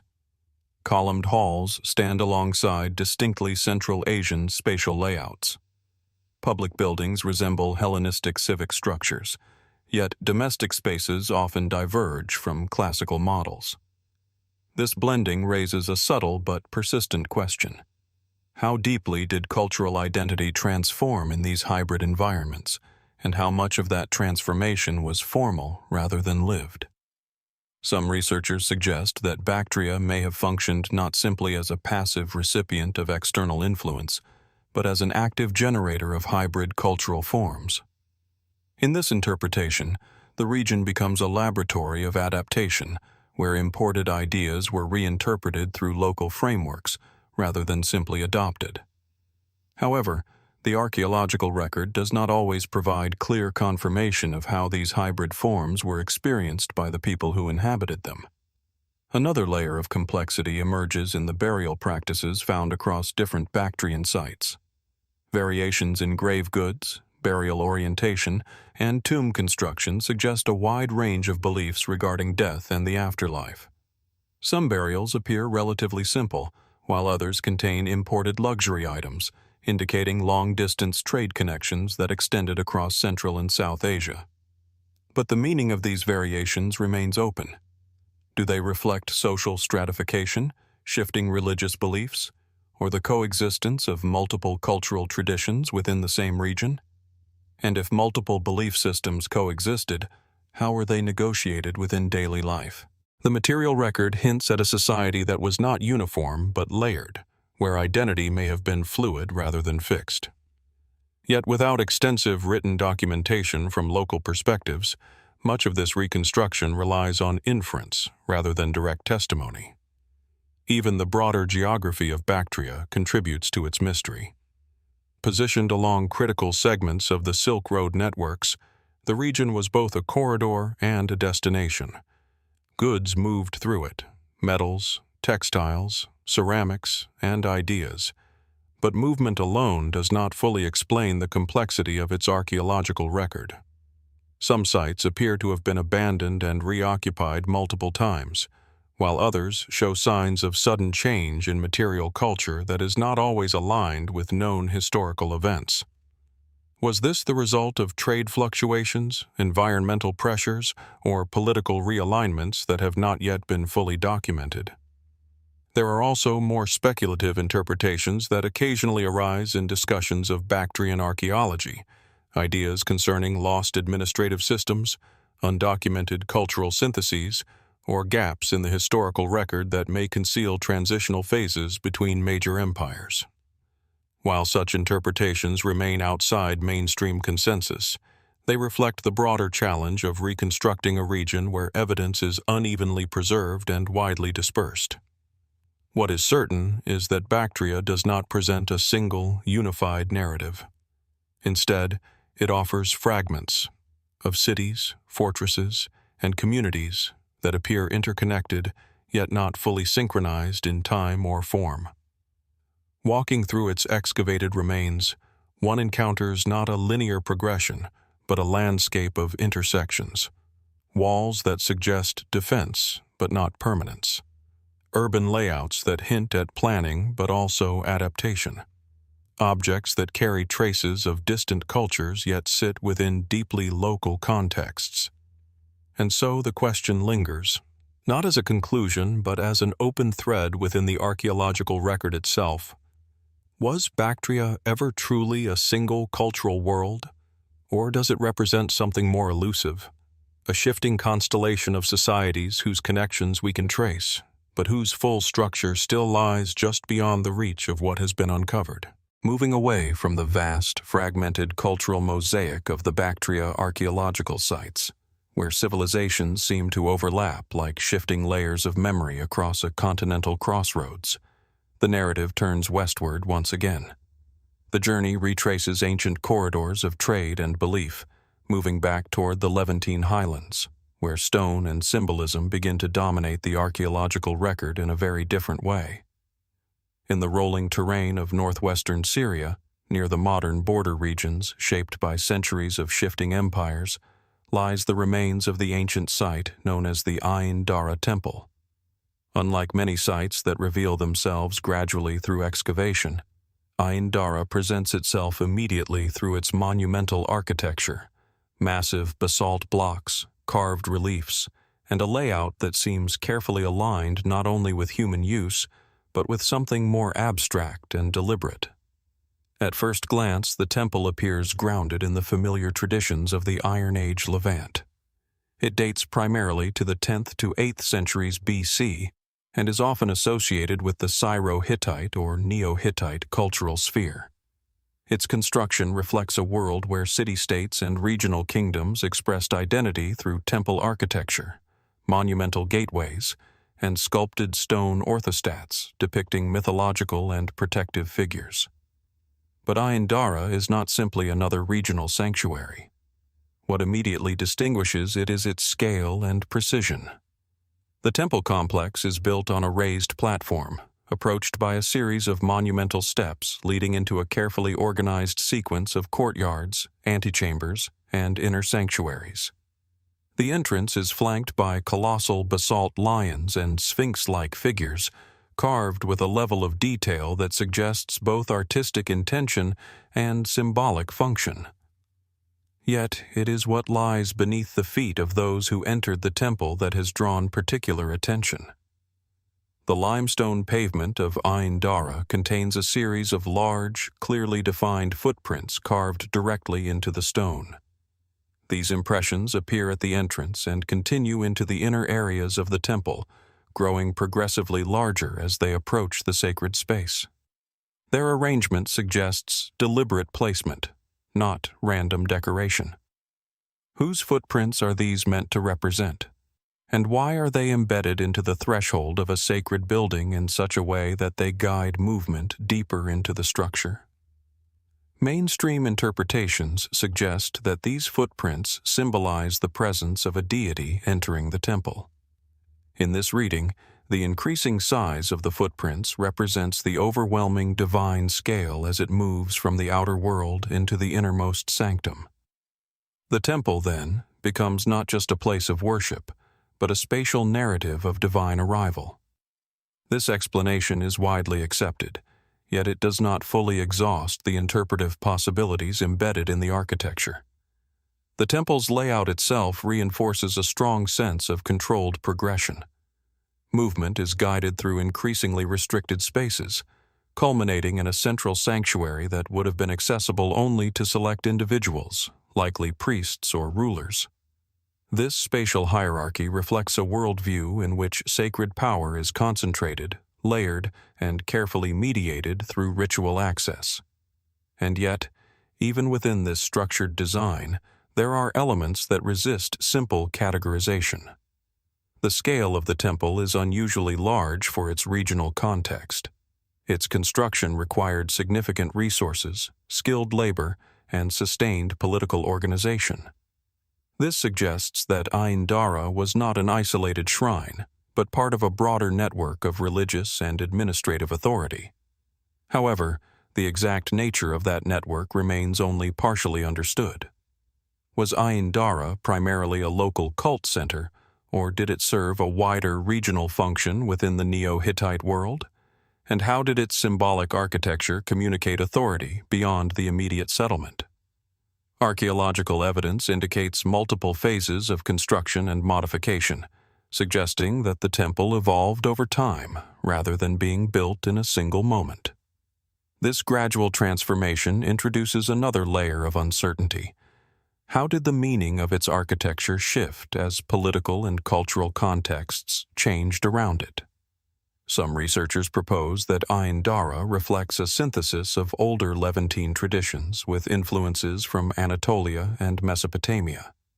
In this view, the temple becomes a convergence point where architectural forms and religious symbolism from different cultural spheres were integrated into a single sacred structure. Others, however, emphasize its local distinctiveness, arguing that while external influences are present, the temple expresses a uniquely regional interpretation of divine presence and sacred space. Beyond academic interpretation, there is also the question of lived experience. What did it feel like to enter this temple during its active use? To walk across carved footprints that implied the presence of something larger than human scale? To move through increasingly restricted architectural spaces, guided by stone rather than instruction? These are questions that archaeology can suggest but not fully answer. Even the temple's eventual destruction adds to its sense of unresolved narrative. Ain Dara was heavily damaged in modern times, and much of its structure has been lost or severely impacted. Yet the records, photographs, and excavated fragments preserve enough to reconstruct its general form, if not its full experiential reality. And so the site exists now in a dual state, physically fragmented, yet conceptually intact. Its meaning survives through interpretation, even as its material presence continues to diminish. There is also a quieter, more speculative dimension that occasionally arises in discussions of Ain Dara, questions about the relationship between monumental architecture and perception. The careful alignment of spaces, the gradual scaling of thresholds, and the symbolic use of footprints all suggest a deliberate shaping of human movement and awareness within the temple. Was this purely ritual design, or did it also function as a form of psychological architecture, guiding perception, attention, and emotional response through spatial progression? While mainstream archaeology approaches such ideas cautiously, the physical evidence of Ain Dara's design does support the idea that architecture here was not neutral. It was communicative, structured, and deeply intentional in its spatial storytelling. And yet, even with all these interpretations, the core question remains only partially resolved. Why was divine presence represented through physical footprints carved into stone? And what did that choice reveal about how this culture understood the relationship between the human and the sacred? Standing before what remains of Ain Dara today, one is left with a sense that the temple is not simply a ruin of the past, but a partially readable message, etched into basalt and limestone, still asking to be understood. And perhaps the deeper mystery is this: if architecture can guide movement, shape perception, and encode belief so precisely, then how much of its original meaning is still accessible to us, and how much remains embedded in forms we can still see but no longer fully interpret? Moving away from the monumental symbolism of the Ain Dara Temple, where stone appears to guide perception itself, shaping movement through carefully constructed thresholds, the narrative shifts once again, this time turning further east, across the breadth of ancient networks that once connected distant river valleys and desert margins. The journey now enters a very different archaeological world, one defined not by monumental temples or imperial cities, but by the earliest traces of urban experimentation along one of humanity's most significant river systems. In the northern reaches of Rajasthan, India, along the now dry banks of the Ghaggar-Hakra river system, lies the ancient site of Kalibangan. Today it appears as a quiet expanse of earth and fragmented brickwork, exposed to wind and sun, with little to suggest the complexity that once existed beneath its surface. Yet beneath this seemingly barren landscape lies one of the key urban centers of the Indus Valley civilization, dating primarily to the 3rd millennium BC. Kalibangan is often described as a dual settlement, an early Harappan phase and a later mature Indus phase. This layered occupation reveals a gradual transformation from proto-urban village life into a more structured and planned urban system. Streets begin to align in grid-like patterns. Houses are built from standardized baked and mud bricks. Drainage systems appear, suggesting a sophisticated understanding of water management and urban hygiene. And yet, even within this clarity of urban planning, Kalibangan holds elements that resist complete explanation. One of the most striking discoveries at the site is evidence of what appears to be one of the earliest known plowed agricultural fields in human history. Furrows carved into the soil suggest organized cultivation, possibly indicating early forms of systematic agriculture. This alone places Kalibangan within a critical moment in human development: the transition from dispersed farming practices to structured agricultural planning within urban contexts. But what makes this discovery particularly intriguing is not only its age, but its relationship to the surrounding urban layout. The agricultural fields lie in close proximity to the settlement itself, suggesting an integrated system where farming, habitation, and storage were closely connected. This raises questions about how early urban societies conceptualized land use. Was agriculture simply a subsistence activity, or was it already embedded within broader systems of economic organization and planning? Mainstream interpretations view Kalibangan as part of the highly organized Indus Valley civilization, a culture known for its remarkable consistency across vast geographical distances. In this framework, Kalibangan is understood as one node within a broader network of cities such as Harappa and Mohenjo-Daro, sharing standardized weights, measures, urban layouts, and material culture. Yet Kalibangan also presents subtle deviations from this broader pattern. One of the most debated features of the site is evidence of fire altars or ritual platforms. These structures, arranged in geometric patterns, suggest the possibility of ceremonial or ritual activity conducted in specific, repeated forms.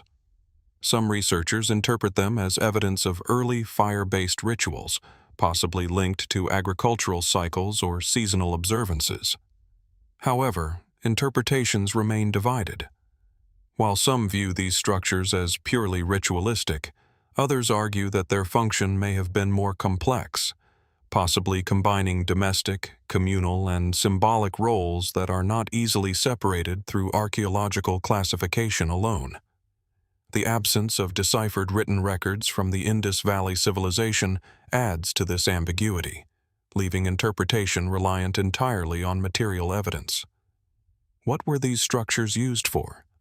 Were they sacred spaces, communal gathering points, or multifunctional installations embedded within daily urban life? Another layer of complexity emerges from Kalibangan's urban decline. Unlike sites that show clear evidence of sudden destruction, Kalibangan appears to have been gradually abandoned. Environmental studies suggest that shifts in river systems may have played a significant role in this process. The drying or shifting of the Ghaggar-Hakra River could have altered agricultural viability, forcing populations to relocate over time. Yet even this environmental explanation does not fully account for the broader regional transformation. Across the wider Indus Valley network, multiple sites show signs of gradual decline around the same period, suggesting a coordinated or interconnected shift rather than isolated abandonment. This raises deeper questions about systemic changes within one of the world's earliest urban civilizations. Was this decline purely environmental, driven by changing river dynamics and climate fluctuations? Or did social, economic, or administrative factors contribute to a more complex process of transformation that unfolded over generations? Some speculative interpretations suggest that Kalibangan and other Indus sites may reflect a civilization undergoing internal restructuring rather than sudden collapse. In this view, urban forms may have gradually decentralized, shifting toward smaller settlements or alternative organizational models that are less visible archaeologically. However, such interpretations remain difficult to confirm due to the limited textual evidence from the Indus script, which remains undeciphered. Without written records, the internal logic of this civilization continues to be reconstructed through patterns in architecture, artifacts, and spatial organization. Even the standardized nature of Indus urban planning, while impressive, raises questions. Standardization implies coordination across large distances and populations. But how was this coordination achieved without clearly identifiable centralized authority in the archaeological record? Was there a shared cultural framework that operated independently of formal political structures? Or does the current evidence simply not capture the administrative mechanisms that once existed? Kalibangan, in this sense, becomes more than a single archaeological site. It becomes a point of entry into a broader mystery about how early urban societies organized themselves, sustained coherence, and eventually transformed. Walking through its exposed remains today, one encounters a landscape that is both precise and incomplete. Streets are visible, but their daily rhythms are gone. Agricultural traces remain, but their cycles are no longer active. Ritual spaces are preserved in form, but their meanings are no longer directly accessible. And so the site remains suspended between clarity and absence. It tells us that a highly organized civilization once existed here, one capable of planning cities, managing resources, and sustaining complex social systems. But it does not fully explain how those systems functioned at their deepest level, or why they eventually shifted into silence. And perhaps that is where the deeper mystery lies. Not in what Kalibangan reveals about early urban life, but in what it still withholds, quietly embedded in soil and brick, waiting for interpretations that may never fully resolve the world it once contained. Moving away from the quiet, exposed remnants of Kalibangan, where the earliest patterns of urban life and agricultural planning are preserved in soil and brick, but not in voice or memory, the narrative turns once again toward the mountainous arc of Western Asia. Here, the landscape becomes more fractured, shaped by valleys and highlands that have long served as corridors of movement, conflict, and cultural exchange. In the northwest of modern Iran, near Lake Urmia, lies the ancient archaeological site of Hasanlu. From a distance, the site appears as a broad, low mound rising gently from the surrounding plain. It gives little indication of the extraordinary human drama preserved beneath its surface. Yet Hasanlu is one of the most emotionally striking archaeological sites in the Near East, not because of monumental architecture, but because of a single moment frozen in time. The site was occupied over many centuries, with its most prominent phase dating to the Iron Age, around the early 1st millennium BC. Excavations have revealed a fortified citadel with thick defensive walls, residential buildings, storage facilities, and a complex urban layout suggesting a structured society engaged in regional trade and political interaction. But Hasanlu is remembered for something far more haunting than its architecture. In one of the citadel's burned layers, archaeologists uncovered a scene of sudden destruction. Within a collapsed building, the remains of individuals were found exactly where they had fallen. Among them was a widely discussed discovery often referred to as the Golden Bowl scene, a group of individuals preserved in positions that suggest a moment of extreme crisis, as if the final seconds of life were interrupted and sealed by fire and collapse. The building itself shows evidence of intense burning. Walls were charred, objects were fused or distorted by heat, and structural elements collapsed inward. The archaeological layer captures not a gradual abandonment, but a rapid and violent event. Mainstream interpretations suggest that Hasanlu was destroyed during a sudden military attack, likely involving regional conflict between competing Iron Age powers. In this view, the citadel was overwhelmed, burned, and abandoned in a single catastrophic episode. The archaeological record, with its dense destruction layer, appears to support this scenario. Yet even within this explanation, important questions remain unresolved. Why were so many individuals trapped within a single structure at the moment of destruction? Were they defenders, civilians seeking refuge, or participants in a final defensive effort that failed too quickly to organize evacuation? And why does the spatial arrangement of the remains suggest both movement and stillness, as if some individuals were attempting to flee while others remained in place? The Golden Bowl itself adds another layer of interpretive complexity. Found among the destruction debris, it is a finely crafted object that appears to have been displaced during the collapse.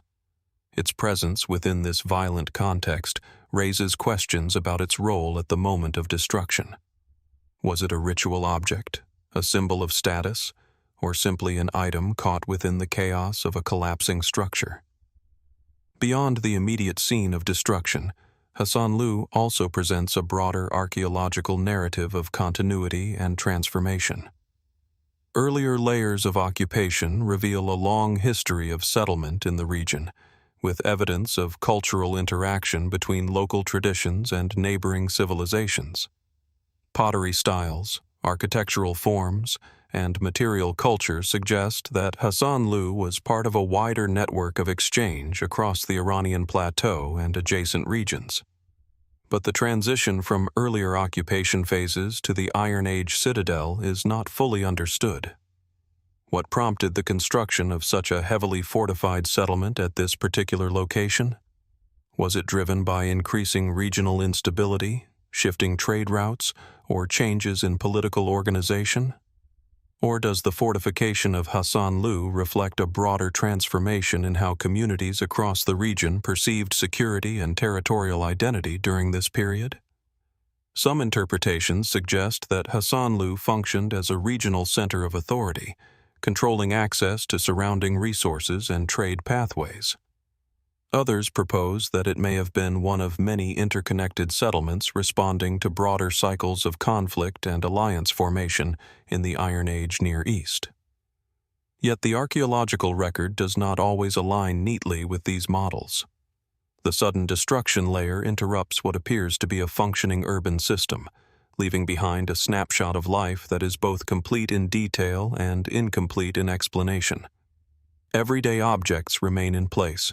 Tools, vessels, architectural features, yet the human narrative behind them is only partially recoverable.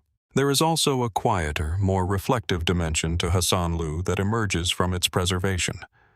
Unlike sites that were gradually abandoned or continuously rebuilt, Hasanlu captures a moment of abrupt cessation. This creates a rare archaeological condition, the ability to observe a civilization at the exact point where its organized structure ceased to function. But this very clarity also introduces uncertainty, because it compresses complex human behavior into a single moment that may not fully represent the processes leading up to it.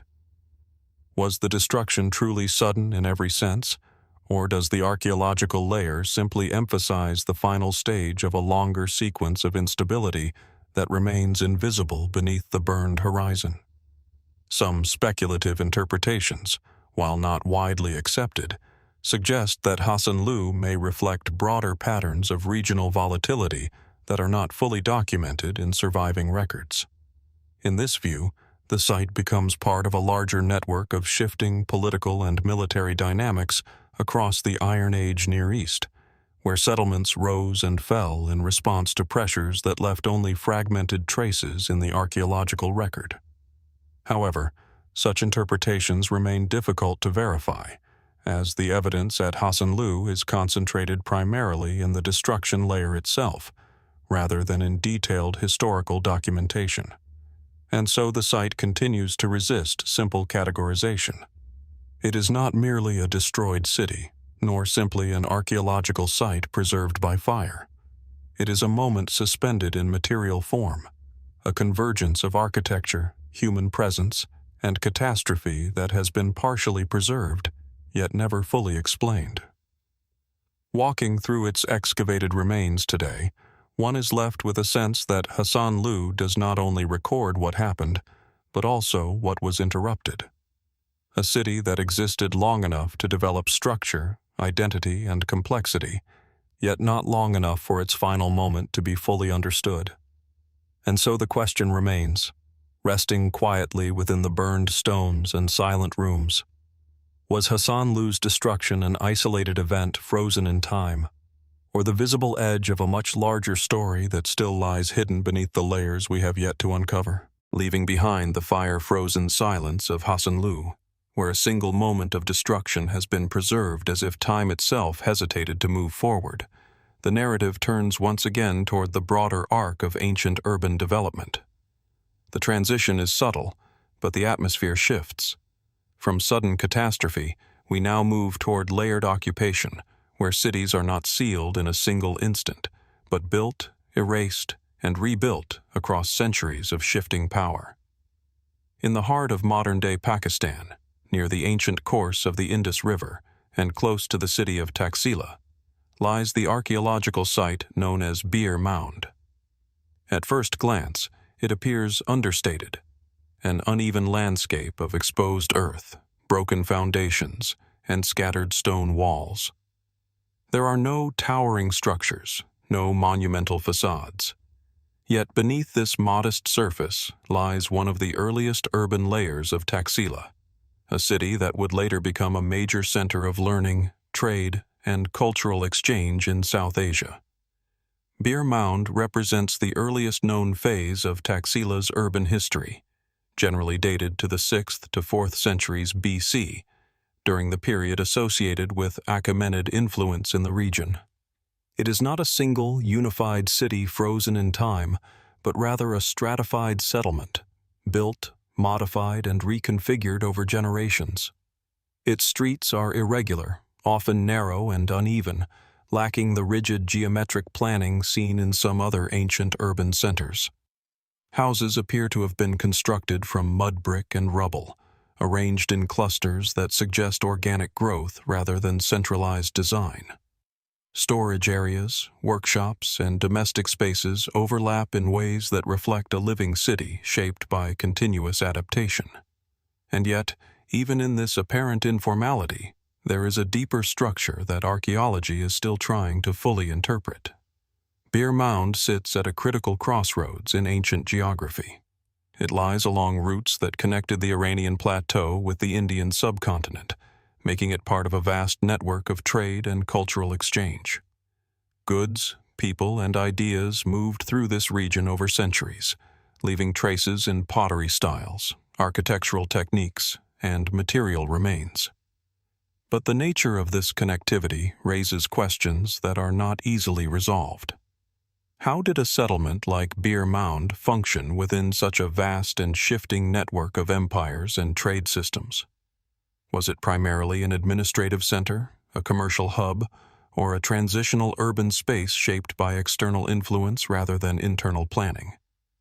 Mainstream interpretations tend to frame Bhir Mound as an early urban manifestation of Taxila under Achaemenid administration, later evolving into a more complex city under successive cultural and political influences. In this view, the site reflects a period of gradual urbanization in which local traditions and imperial structures overlapped. Yet the archaeological record does not always present a smooth narrative of progression. One of the most intriguing aspects of Bhir Mound is the unevenness of its material culture. Some areas show evidence of relatively organized domestic activity, while others appear more fragmented, with structures that seem rebuilt multiple times without clear architectural continuity. This creates a sense of discontinuity within continuity, a city that persists but does not always develop in a linear or uniform way. Why does urban form here appear so fluid compared to other contemporary settlements? Is this a reflection of shifting populations, changing administrative systems, or a more decentralized model of urban organization that is not yet fully understood? The pottery assemblages found at the site further deepen this complexity. Some ceramics show clear parallels with Achaemenid styles from Western regions, while others retain local characteristics that suggest continuity with earlier South Asian traditions. Rather than a single cultural identity, Bhir Mound appears to embody a convergence of influences that coexist rather than replace one another. This coexistence raises a broader question about identity in ancient frontier cities. Was Bhir Mound a place where different cultural systems merged into a new hybrid form, or was it a layered environment in which distinct traditions operated side by side without fully integrating? Even the administrative implications of the site remain open to interpretation. Some researchers suggest that Taxila, with Bhir Mound as its earliest urban layer, may have functioned as an important regional node within imperial networks, possibly supporting taxation, trade regulation, or military logistics. Others propose a more locally driven model, in which urban growth emerged organically from existing settlement patterns rather than imposed planning. The absence of extensive written records from this earliest phase leaves these questions partially unresolved. Unlike later periods of Taxila's history, when inscriptions and textual references become more abundant, Bhir Mound speaks primarily through its material remains. Walls, pottery, and spatial arrangements must carry the weight of interpretation, and this creates a fundamental tension in understanding the site. Material evidence suggests both order and disorder, both continuity and disruption. It is a city that exists archaeologically, but not always clearly in narrative form. There is also the question of transition. Bhir Mound does not represent the final form of Taxila, but an early stage that was eventually followed by more systematically planned urban centers in the region, such as Sirkap and Sirsuk. These later cities show stronger evidence of geometric planning and structured urban design, influenced by Hellenistic and later regional developments. So what happened between these phases? Was there a deliberate reorganization of urban space, or a gradual transformation shaped by shifting political and economic conditions? Some interpretations suggest that Bhir Mound was eventually abandoned or repurposed as newer urban centers emerged nearby, reflecting changing priorities in settlement planning and regional control. Others view it as part of a continuous urban evolution, where older layers were absorbed into new configurations without complete displacement. Yet even this evolutionary model leaves certain gaps unexplained. The physical layering of the site suggests repeated rebuilding rather than clean replacement. Streets shift slightly over time. Structures overlap. Boundaries blur. The city does not simply progress, it accumulates. And so Bhir Mound becomes less a singular city and more a palimpsest of urban life, where each generation writes over the previous one without fully erasing it. Walking through its exposed remains today, one encounters a landscape that feels both familiar and uncertain. It is clearly urban, yet not fully ordered, clearly historical, yet not fully linear, clearly connected to wider imperial and trade networks, yet still retaining a local texture that resists total assimilation. And so the site quietly holds on to its ambiguity. It confirms that Taxila's history began here, but it does not fully explain how it evolved into one of the great intellectual and cultural centers of the ancient world. And perhaps the most enduring question left by Bhir Mound is not what it was, but how many of its transitions remain unrecognized beneath later layers, waiting, still, to reshape what we think we know about the origins of one of history's most complex urban landscapes. Moving away from the layered urban beginnings preserved at Bhir Mound, where early city life unfolds in uneven streets and shifting architectural patterns, the narrative turns westward once again, retracing ancient corridors of movement across mountains, river valleys, and steppe-like plains. The transition is subtle, but the atmosphere changes. From the Indus frontier, we return to the northern arc of Mesopotamia, where the landscape holds traces of some of the earliest experiments in urban organization ever attempted by human societies. In the upper reaches of the Kabur River basin in northeastern Syria lies the ancient site of Tel Chuera. At first glance, it appears as a wide, elevated mound rising gently from the surrounding plains. There are no towering ruins or dramatic silhouettes. Instead, the site presents itself as a quiet accumulation of earth and stone, subtle, almost understated.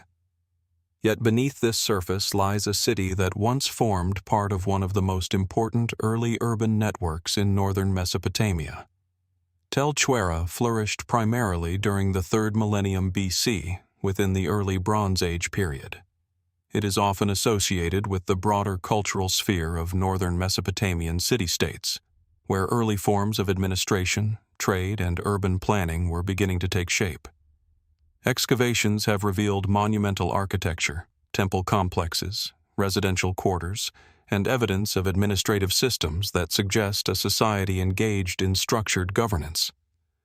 But what makes Tel Chuera particularly intriguing is not only what has been found, but what its organization implies about how early cities were understood. The site is characterized by a distinctive urban layout, including a central elevated area that appears to have served as a focal point for administrative or religious activity. Surrounding this core are organized residential zones, storage facilities, and workshops, suggesting a degree of planning that goes beyond simple organic settlement growth. And yet, despite this apparent order, the full logic behind the city's structure is not entirely clear. Why was the urban core designed in this particular way? What determined the relationship between sacred space, administrative authority, and residential life? And how did the inhabitants of Tel Chuera understand the spatial hierarchy they were living within? Mainstream archaeological interpretations suggest that Tel Chuera functioned as a regional center within the network of northern Mesopotamian city-states, possibly interacting with larger urban hubs such as Ebla, Mari, and others that shaped the political landscape of the early Bronze Age. In this view, the site reflects the development of early administrative systems, where centralized authority began to organize labor, resources, and trade within increasingly complex urban environments. Evidence of administrative activity supports this interpretation. Seal impressions, standardized storage systems, and architectural uniformity all point toward some form of coordinated governance. These elements suggest that Tel Chuera was not a loosely organized settlement, but part of a broader system of emerging state-level complexity. Yet even within this framework, important uncertainties remain. One of the most striking aspects of Tel Chuera is the relationship between its monumental and domestic architecture. While some areas suggest strong central organization, others appear more irregular, with structures that do not always conform to strict planning principles. This creates a subtle tension between order and adaptation within the urban fabric. Was this variation the result of different phases of construction over time, or does it reflect a more flexible model of urban organization than traditionally assumed for early Mesopotamian cities? Another layer of complexity comes from the site's long occupation history. Tel Chuera was not a single-period city. It developed, transformed, and was eventually abandoned, with each phase leaving behind traces that partially obscure earlier layers. This stratification makes it difficult to reconstruct a single, unified narrative of the city's development. Instead, what emerges is a sequence of overlapping urban realities, each one built upon, modified, or erased by the next. And this raises a deeper question. How did the inhabitants themselves perceive this continuity? Did they see their city as a stable structure, or as something constantly in flux, reshaped by political, environmental, or social forces? Some interpretations suggest that Tel Chuera may reflect early forms of urban experimentation, where city planning was not yet rigidly standardized across regions.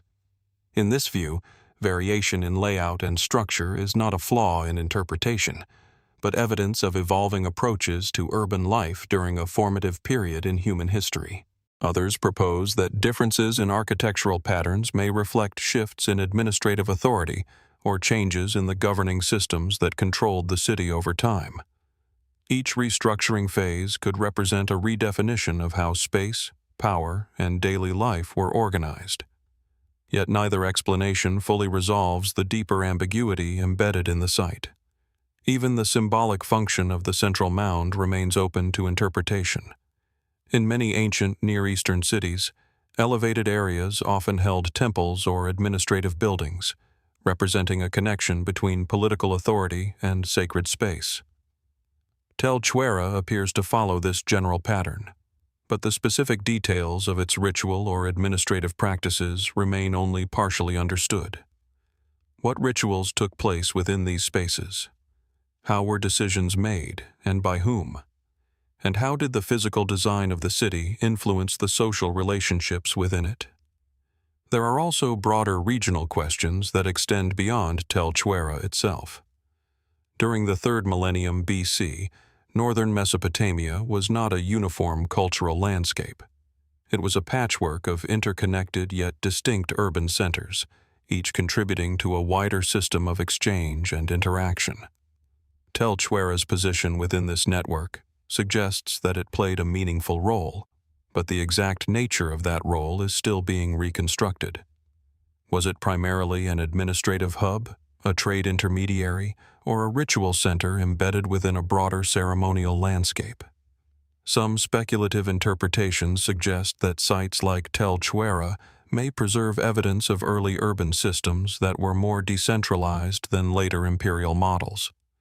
In this view, authority may have been distributed across multiple centers rather than concentrated in a single dominant city. While this idea remains debated, it reflects the ongoing difficulty of applying later political models to much earlier forms of urban organization. And so the site resists final definition. It is clearly a city, yet not fully legible in its social structure. Clearly organized, yet not entirely uniform.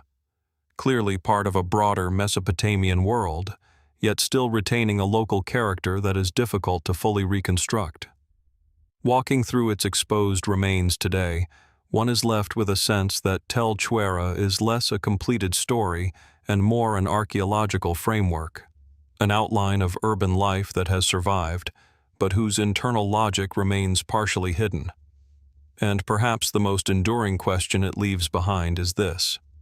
If early cities like Tel Chuera were already experimenting with complex forms of organization, then how many variations of urban life existed in antiquity that have not yet been fully recognized beneath the layers of time? Moving away from the layered urban remains of Tel Chuera, where early Mesopotamian cities reveal the slow emergence of administrative order and architectural planning, the narrative turns east once again, leaving the river valleys of the Near East and entering a landscape that feels almost removed from conventional geography. Here, the terrain shifts dramatically. Forested hills rise from mist-filled valleys, and limestone formations stretch across the horizon in quiet, repetitive patterns, as if the land itself is holding memory in suspended form. In central Laos, scattered across the Xiangquang Plateau, lies one of Southeast Asia's most enigmatic archaeological landscapes, the Plain of Jars. At first glance, it does not resemble a conventional archaeological site. There are no standing temples, no carved facades, no visible urban remains. Instead, the landscape is punctuated by thousands of massive stone jars, some standing alone on hilltops, others grouped in clusters across open plains and forest clearings.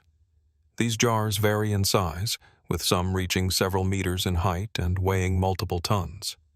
They are carved from sandstone, granite, and conglomerate rock, shaped into cylindrical or slightly tapered forms with open tops. Scattered across hundreds of sites, they appear as if placed deliberately across the landscape, yet their arrangement does not always follow an immediately recognizable pattern. And so the first question naturally arises. What were these stone jars for? Mainstream archaeological interpretations suggest that the jars were used in mortuary practices, possibly functioning as containers for human remains or associated funerary rituals. Excavations around some jar sites have uncovered burial evidence, including human bones, ceramics, and iron objects, suggesting that the landscape was indeed connected to death-related practices. Radiocarbon dating places many of these sites between approximately 500 BC and 500 AD, though some may be older or younger depending on location and context. This places the Plain of Jars within a long transitional period in Southeast Asian prehistory, where early complex societies were developing alongside shifting patterns of trade, migration, and cultural exchange. Yet even within this general framework, the jars themselves resist simple interpretation. Unlike typical burial urns or funerary monuments, these stone containers are far too large and heavy to have been moved easily without significant effort and coordination. This implies a society capable of organized labor, tool use, and logistical planning sufficient to quarry, transport, and position massive stone structures across varied terrain. But the purpose behind this effort remains only partially understood. Were the jars primarily funerary vessels, or did they serve multiple roles within ritual, social, or symbolic systems that are no longer fully visible in the archaeological record? And why are they distributed across such a wide geographical area, often far from obvious settlements or habitation sites? One of the most striking features of the Plain of Jars is its lack of clearly defined associated urban centers. While some habitation sites have been identified nearby, the relationship between living spaces and jar fields is not always direct or consistent. This spatial separation raises questions about how the sites were used and accessed. Were the jars part of seasonal ritual gatherings, where communities traveled to specific locations for ceremonial purposes? Or do they represent remnants of a more dispersed cultural system, where sacred landscapes were deliberately separated from everyday domestic life? Adding to the complexity is the variation among jar sites themselves. Some fields contain hundreds of jars arranged in dense clusters, while others consist of only a few scattered examples. Certain sites show evidence of lids carved from stone, while others appear incomplete or weathered to different degrees. This variation suggests that the Plain of Jars was not a single unified construction project, but rather a long-term cultural tradition that evolved over time and across different communities. And yet, the continuity of form, the repeated choice to create large stone vessels, suggests a shared underlying idea that persisted across generations. What idea could that have been? Some interpretations propose that the jars were used in complex funerary rituals involving secondary burial practices, where bodies were initially exposed elsewhere and later transferred into stone containers. Others suggest they may have been associated with ancestor worship, serving as markers of lineage or territorial memory embedded within the landscape itself.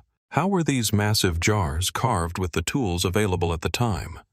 What techniques were used to shape and transport them across uneven terrain? And how were decisions made about their placement within the landscape? Archaeological studies suggest the use of iron tools and organized labor, but the logistical precision required to create and distribute such large objects across multiple sites still invites further inquiry. Each jar represents not only material effort, but also a decision embedded within a broader cultural system that prioritized this form of expression.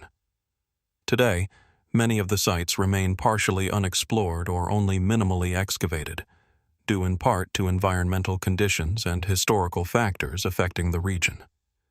As a result, large portions of the Plain of Jars remain physically visible but archaeologically underinterpreted, and so the landscape retains its quiet ambiguity. It is both clearly human-made and still only partially understood. It speaks of ritual, but not in a language that can be fully translated. It suggests continuity, but without a complete narrative of how that continuity functioned across time. Walking among the jars today, one is confronted with a landscape that feels less like a collection of artifacts and more like an unresolved system of meaning, one that once connected communities, beliefs, and landscapes in ways that are now only faintly visible. And perhaps the most enduring question the Plain of Jars leaves behind is this: if entire landscapes can be shaped around objects whose purpose is still only partially understood, then how many other ancient traditions remain preserved not in texts or monuments, but in forms of meaning that the land itself still quietly holds? Moving away from the quiet, enigmatic stone fields of the Plain of Jars, where entire landscapes are shaped by objects whose purpose is still only partially understood, the narrative turns back across continents and millennia.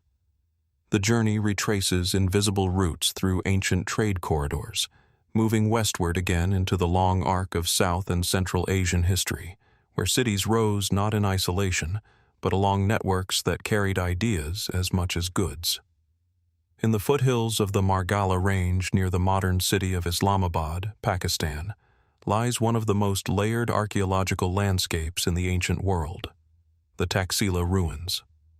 Unlike a single city frozen in time, Taxila is a vast archaeological complex composed of multiple urban layers, each representing a different phase of occupation spanning more than a millennium. From a distance, the ruins appear fragmented. Low stone walls, scattered foundations, and uneven terrain shaped by centuries of rebuilding and abandonment. But beneath this surface lies a deeply interconnected history of urban evolution, cultural exchange, and intellectual development that made Taxila one of the most important centers of learning in antiquity. Its earliest urban layer, such as the nearby Bhir Mound phase, dates back to around the 6th to 4th centuries BC. Over time, Taxila expanded and transformed into a major hub under successive influences, including Achaemenid, Hellenistic, Indo-Greek, Kushan, and later regional powers. Each layer added new architectural styles, urban planning principles, and cultural expressions, creating a city that was never static, but constantly rewritten. And yet, even with this long and well-documented history, Taxila still holds questions that are not fully resolved. One of the most striking aspects of the site is its unusual urban discontinuity. Unlike cities that evolve through a clear linear expansion, Taxila appears to shift its center repeatedly across different periods. New cities were built adjacent to or atop older ones, Sirkap, Sirsuk, and earlier settlements, each reflecting different planning systems and cultural influences. Why did Taxila's urban core keep relocating rather than expanding from a single continuous center? Was this the result of political change, environmental pressures, or a deeper pattern of urban planning that prioritized renewal over permanence? Mainstream interpretations suggest that Taxila's shifting urban centers reflect the succession of empires and cultural systems that governed the region. Each new ruling power introduced its own architectural and administrative model, leading to the construction of new cities alongside or over earlier ones. In this view, Taxila becomes a palimpsest of imperial influence, where each layer records a different moment in political history. Yet this explanation, while compelling, does not fully capture the continuity that also exists within the site. Across all its phases, Taxila consistently functioned as a center of education, trade, and intellectual exchange. Historical references, particularly from later classical and South Asian traditions, describe Taxila as a renowned seat of learning, attracting students from across regions to study philosophy, medicine, astronomy, and governance. But the archaeological record does not preserve a single unified university structure in the modern sense. Instead, evidence of learning appears dispersed: monastic complexes, residential quarters, and ritual spaces that may have functioned in overlapping educational roles. This raises a subtle but important question. How was knowledge organized and transmitted in a city that did not appear to have a centralized institutional framework for education? Some interpretations suggest that Taxila's educational system was decentralized, embedded within religious institutions, teacher-disciple relationships, and specialized guilds rather than formalized institutions. In this model, learning was not confined to a single space, but distributed across the urban landscape. However, this still leaves open the question of how such a system maintained coherence across centuries of political and cultural change. Another layer of complexity lies in Taxila's position along major trade routes connecting South Asia with Central Asia, Persia, and the Mediterranean world. Archaeological finds include objects and influences from distant regions, Greek-style architectural elements, Central Asian motifs, and local South Asian traditions, all appearing within the same spatial environment.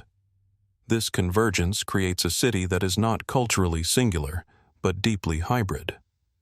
Yet the nature of this hybridity is not always easy to define. Were these influences integrated into a unified cultural identity, or did they coexist as parallel systems within the same urban space? And how did inhabitants navigate a city where multiple cultural frameworks intersected in daily life?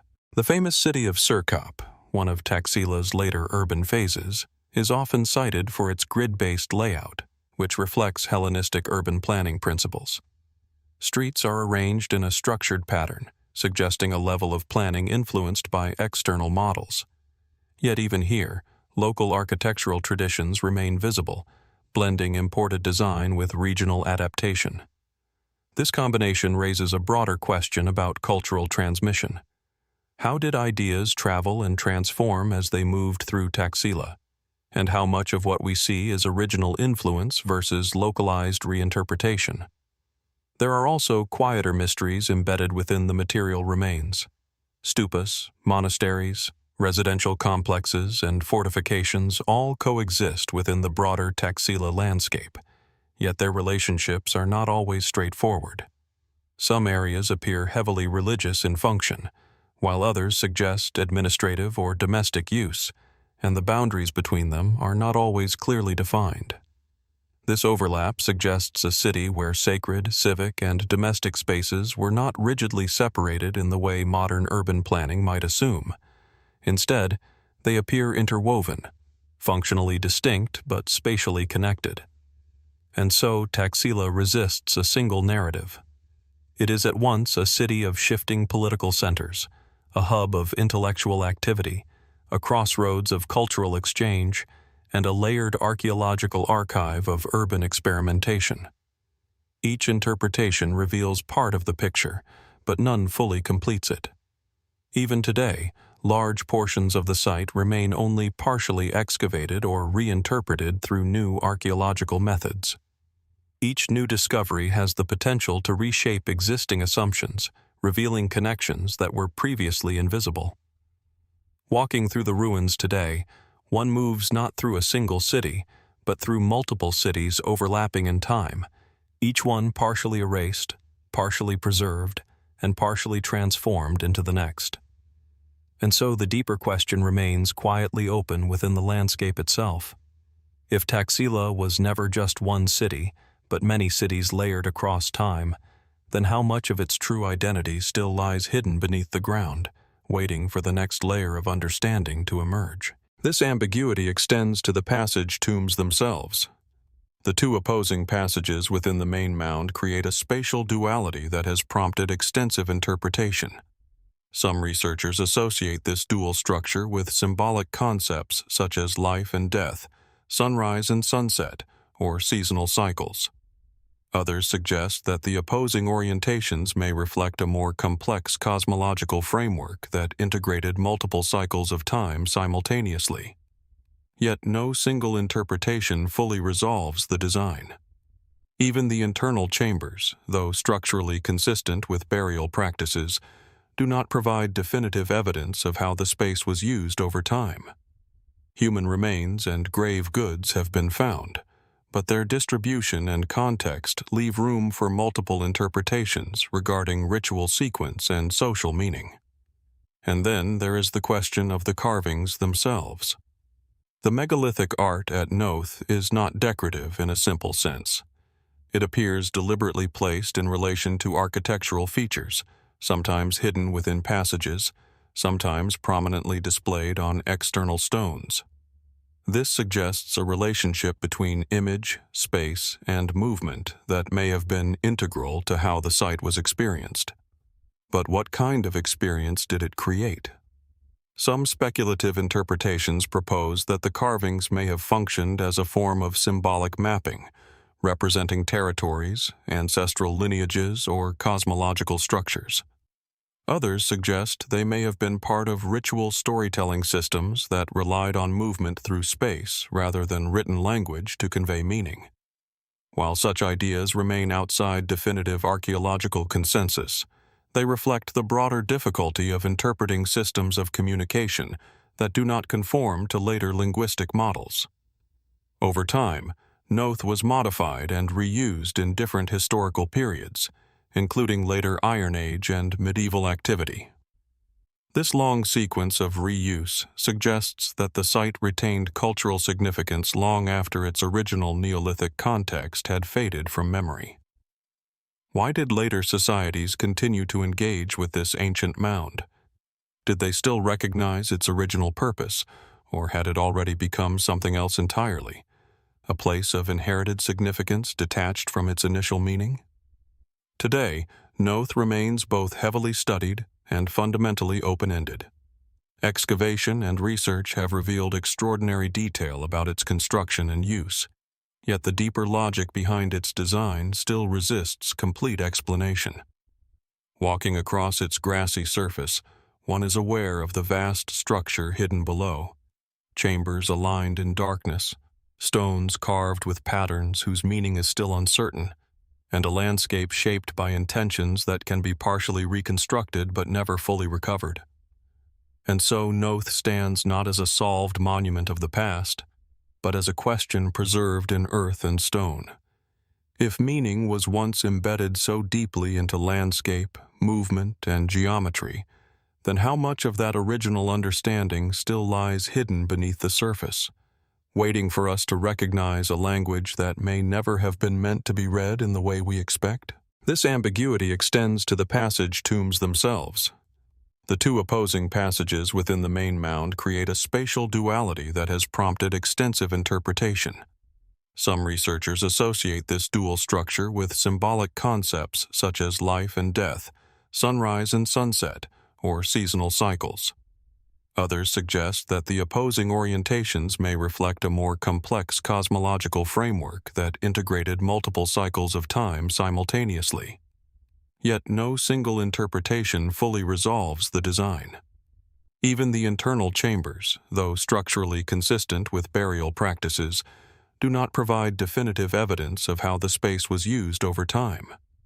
Human remains and grave goods have been found, but their distribution and context leave room for multiple interpretations regarding ritual sequence and social meaning. And then there is the question of the carvings themselves. The megalithic art at Knowth is not decorative in a simple sense.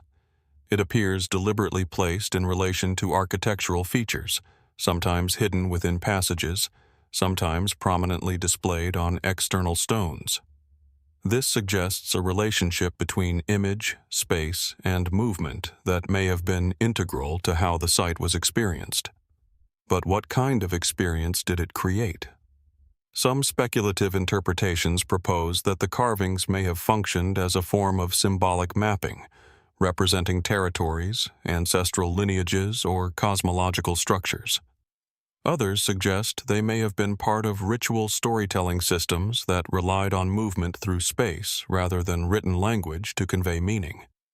While such ideas remain outside definitive archaeological consensus, they reflect the broader difficulty of interpreting systems of communication that do not conform to later linguistic models. Over time, Knowth was modified and reused in different historical periods, including later Iron Age and medieval activity. This long sequence of reuse suggests that the site retained cultural significance long after its original Neolithic context had faded from memory. Why did later societies continue to engage with this ancient mound? Did they still recognize its original purpose, or had it already become something else entirely? A place of inherited significance detached from its initial meaning? Today, Knowth remains both heavily studied and fundamentally open-ended. Excavation and research have revealed extraordinary detail about its construction and use, yet the deeper logic behind its design still resists complete explanation. Walking across its grassy surface, one is aware of the vast structure hidden below. Chambers aligned in darkness, stones carved with patterns whose meaning is still uncertain, and a landscape shaped by intentions that can be partially reconstructed but never fully recovered. And so Knowth stands not as a solved monument of the past, but as a question preserved in earth and stone. If meaning was once embedded so deeply into landscape, movement, and geometry, then how much of that original understanding still lies hidden beneath the surface, waiting for us to recognize a language that may never have been meant to be read in the way we expect? Moving away from the Neolithic passage tomb complex of Knowth, where stone carvings, chamber alignments, and layered ritual meaning seem to merge into a single unresolved language of earth and memory. The narrative turns once again across Europe toward a landscape that feels more stripped, more open, and yet equally intentional in its design. The transition is subtle but profound. From enclosed burial mounds carved into earth and stone to a vast circular architecture that exists not to conceal space, but to frame the sky itself. In the gently rolling countryside of Saxony-Anhalt in central Germany lies one of the oldest known solar observatories in Europe, the Goseck Circle. From above, it appears as a set of concentric earthworks forming a near-perfect circle, interrupted by carefully placed openings that break the symmetry at specific points along the horizon. At ground level, however, the structure is far less obvious. Low ditches, wooden postmarks, and reconstructed gates hinting at a monumental design that is now mostly absent in its original material form. Dating to around the 5th millennium BC, during the Neolithic period, the Goseck Circle is attributed to the early farming cultures of Central Europe, often associated with the broader linear pottery tradition. It is one of the earliest known examples of large-scale circular enclosures in Europe that appear to be aligned with celestial events. 2 primary entrances, one facing northeast, the other southeast, are particularly significant. Archaeological and astronomical studies suggest that these openings align closely with the sunrise and sunset points of the winter solstice. On specific days of the year, light would pass directly through the eastern gate, illuminating the interior in a precise and fleeting alignment with the sun's lowest arc in the sky. And yet, while this solar alignment is widely accepted, it does not fully explain the deeper purpose of the structure. What kind of society constructs an architectural space not primarily for habitation or defense, but for the precise framing of celestial movement? And why was such precision important enough to justify the enormous labor required to excavate ditches, erect wooden palisades, and maintain a circular boundary over generations? Mainstream interpretations suggest that Goseck Circle functioned as a ritual and astronomical site, where early farming communities observed seasonal changes to regulate agricultural cycles. In this view, the structure served both practical and symbolic purposes. A calendar embedded in the landscape, marking the passage of time through the movement of the sun. But even within this explanation, important uncertainties remain. The exact nature of the rituals conducted within the enclosure is unknown. No written records exist, and material evidence provides only partial insight into human activity at the site. Animal bones, pottery fragments, and traces of fire suggest communal gatherings, possibly involving feasting or ceremonial practices. Yet these remains do not reveal the full structure of belief or meaning that may have been embedded in the space. Was Goseck Circle primarily a calendar, a sacred enclosure, or something more complex, an intersection between astronomy, ritual, and social organization that cannot be easily separated into modern categories? Some interpretations propose that the site may have functioned as a ceremonial gathering point for multiple communities, where seasonal events were not only observed, but actively participated in through ritual performance. In this view, the structure becomes less about passive observation of the sky and more about active engagement with celestial cycles, embedding human activity within cosmic rhythm. Yet even this interpretation leaves open deeper questions. Why does the design emphasize such precise solar alignment if its primary function was communal gathering? Was astronomical observation a central authority guiding agricultural planning, or did it carry a symbolic or spiritual meaning that extended beyond practical necessity? The circular form itself also invites reflection. Unlike later architectural traditions that favor axial symmetry or rectangular planning, the circle at Goseck encloses space in a way that eliminates hierarchy within its boundaries. There is no clear front or back, only directional points defined by the horizon. This raises the possibility that movement within the structure was guided not by fixed spatial roles, but by cyclical understanding of time and space. What did it mean for a community to gather within a space that mirrored the shape of the horizon itself? Over time, the original wooden structures of Goseck Circle decayed and disappeared, leaving only the impressions of posts and ditches in the soil.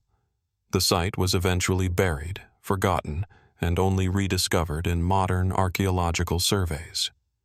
What remains today is a partial reconstruction, informed by excavated post holes and landscape analysis, offering a glimpse into a structure that once stood fully upright, but now exists largely as absence. And yet, even in this absence, the design remains unmistakable. It speaks of intention, coordination, and a deep awareness of celestial cycles long before the emergence of written scientific systems. It suggests that Neolithic communities possessed not only observational knowledge of the sky, but also the ability to encode that knowledge into durable spatial forms. But how that knowledge was understood internally remains unknown. Was the sun at Goseck simply a marker of time, or did it carry a more profound significance, tied to myth, ancestry, or cosmological order? Did those who built and used the circle perceive themselves as aligning with universal cycles, or were they responding to practical environmental rhythms interpreted through symbolic frameworks that are now lost? Some speculative interpretations suggest that sites like Goseck Circle may reflect early stages of a broader tradition of landscape-based astronomy across Neolithic Europe, where circular enclosures functioned as distributed observational systems connected to seasonal migration, agricultural planning, and ritual coordination. While such ideas remain debated, they highlight the possibility that early European societies developed complex, non-textual systems for organizing time and meaning. Still, no interpretation fully resolves the quiet precision of the site. The alignment is too deliberate to be accidental, yet the absence of explanatory context leaves room for multiple readings. The structure is at once mathematical and ritualistic, practical and symbolic, visible and absent in equal measure. Standing within its reconstructed boundary today, one sees not a monument of certainty, but a framework of intention, an ancient attempt to connect human life with the movement of the sun across an unmarked sky. And so the Goseck Circle remains suspended between explanation and mystery, leaving behind a question that still lingers in the arc of its horizon. If time itself was once measured not by instruments, but by architecture aligned with the sky, then how many other ancient systems of knowledge still lie hidden in the land, waiting for their patterns to be recognized again?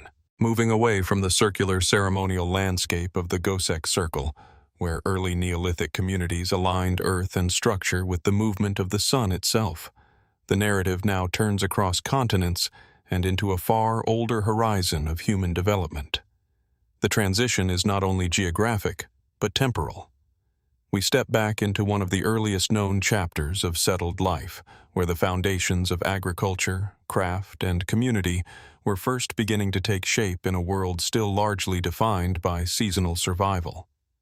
In the foothills of the Bolan Pass in present-day Balochistan, Pakistan, lies the archaeological site of Mehrgarh.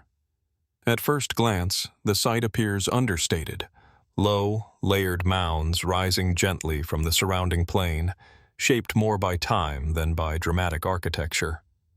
There are no towering monuments, no monumental stone structures. And yet, beneath this quiet landscape lies one of the most important early settlements in human history. Mehrgarh dates back to approximately 7000 BC, making it one of the earliest known farming villages in South Asia. It represents a critical transition in human development, the shift from mobile hunter-gatherer groups to settled agricultural communities. Here, for one of the first times in this region, people began to cultivate wheat and barley, domesticate animals such as cattle and goats, and establish semi-permanent dwellings constructed from mud brick and simple architectural layouts. But what makes Mehrgarh so compelling is not only what it shows about early agriculture, it is how early and how complex some of these developments appear. The site reveals evidence of highly organized craft production, including bead-making from semi-precious stones, early pottery traditions, and even some of the earliest known examples of dental intervention in human history. Archaeologists have found drilled teeth that suggest forms of proto-dentistry, performed with tools that would have required remarkable precision for the time period. And yet, even with this growing picture of early innovation, Many aspects of Mehrgarh's development remain difficult to fully reconstruct. How did such a complex settlement emerge so early in a region that was still transitioning from mobile to sedentary life? Was this development gradual and internally driven, or did it reflect broader, interconnected processes of cultural exchange that are not yet fully visible in the archaeological record? Mainstream interpretations suggest that Mehrgarh represents one of the earliest independent centers of agriculture in South Asia, emerging as local populations gradually domesticated plants and animals over long periods of experimentation. In this view, the site is a foundational step in the broader trajectory that eventually led to the Indus Valley civilization. But even within this framework, important questions remain unresolved. One of the most intriguing aspects of Mehrgarh is the continuity of occupation across thousands of years. The site is not a single settlement layer, but a deep sequence of cultural phases, each building upon the last. Early phases show simple mud brick dwellings and basic subsistence strategies, while later phases reveal increasing specialization, including craft production and more complex burial practices. This gradual transformation raises a deeper question. Was Mehrgarh evolving continuously in place, or was it periodically reshaped by waves of new populations and ideas moving through the region? Some interpretations suggest that Mehrgarh may have functioned as part of a wider network of early Neolithic communities spread across Iran, Afghanistan, and South Asia, connected through slow but persistent exchanges of goods, knowledge, and practices. In this view, the site is not isolated, but embedded within a long-distance web of early human interaction. Yet the archaeological evidence does not always clearly define the boundaries of these interactions. Material similarities appear across distant regions, but the mechanisms of transmission remain uncertain. Did ideas spread through migration, trade, or independent parallel development? And how much of what appears as connection is actually convergence, different groups independently arriving at similar solutions to shared environmental challenges? Another layer of complexity lies in the symbolic and social dimensions of Mehrgarh.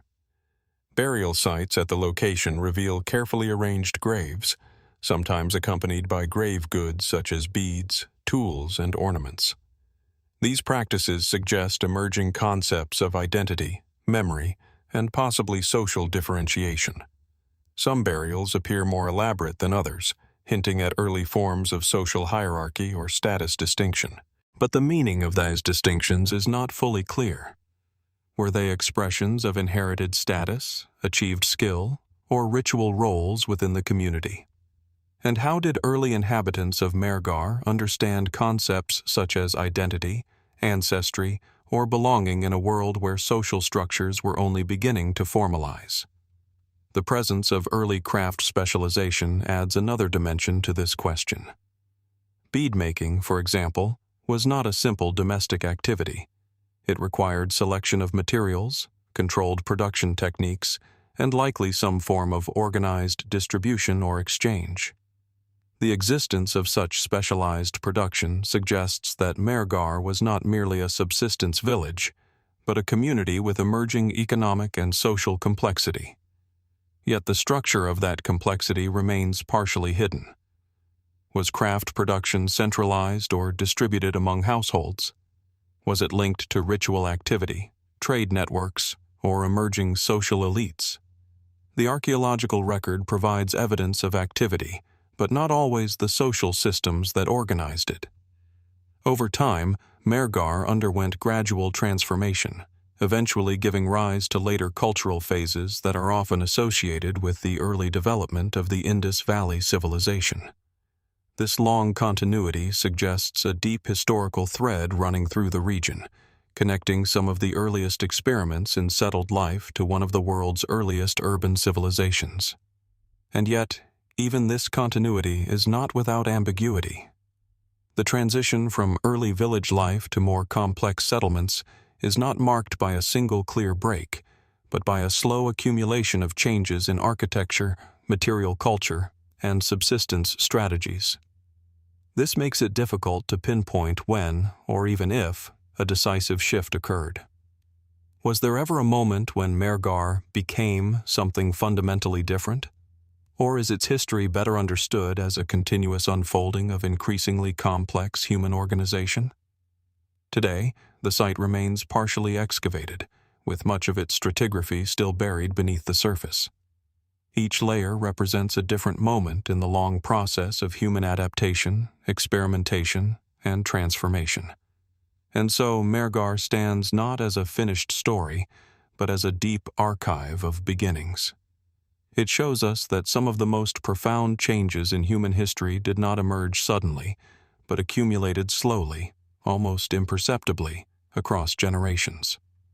And perhaps the most enduring question it leaves behind is this: if the earliest foundations of settled life are already so complex, so layered, and so difficult to fully reconstruct, then how many other beginnings of human history still lie buried beneath the ground, waiting to reveal how much more gradual and how much more mysterious the origins of civilization truly were? Yet even this question may rest on an assumption that the archaeological record quietly challenges, that beginnings are singular points in time at all. Mehrgarh, when viewed across its deepest layers, does not behave like a starting line. It behaves more like a slow ignition, an extended process where no single moment can be isolated as the true origin of transformation. What appears as a beginning may, in fact, be the visible midpoint of something far older and more diffuse. In the surrounding regions, traces of equally ancient activity continue to surface, scattered evidence of early experimentation with plant cultivation, animal management, and seasonal settlement patterns. These fragments do not always align neatly with Mehrgarh's timeline, yet they hint at a broader human landscape already in motion. A landscape where knowledge was not born in isolation, but circulated quietly across valleys, rivers, and mountain corridors long before formal civilization had a name. This raises a deeper uncertainty about how we interpret innovation itself. Modern frameworks often favor identifiable centers of origin, as if complexity must emerge from a single focal point before spreading outward. But Mehrgarh resists this simplicity. Its long occupational sequence suggests that innovation may have been less like invention and more like accumulation, an incremental layering of small adjustments, each generation inheriting not a finished system, but an evolving set of practices already in motion. Even the material culture of the site reflects this gradual unfolding. Changes in pottery styles, burial customs, and tool production do not appear as abrupt replacements of one system by another, but as overlapping phases where older and newer traditions coexist. In this overlap, the boundary between continuity and change becomes difficult to define, as if the community itself was never fully transitioning, but continuously adapting within the same long cultural current. There is also a quieter, more human dimension embedded in these layers, one that archaeology can only partially access. Behind every fragment of bone, every bead, every hearth, there were individuals navigating uncertainty in real time. Their decisions were not guided by historical perspective, but by immediate necessity, memory, and observation.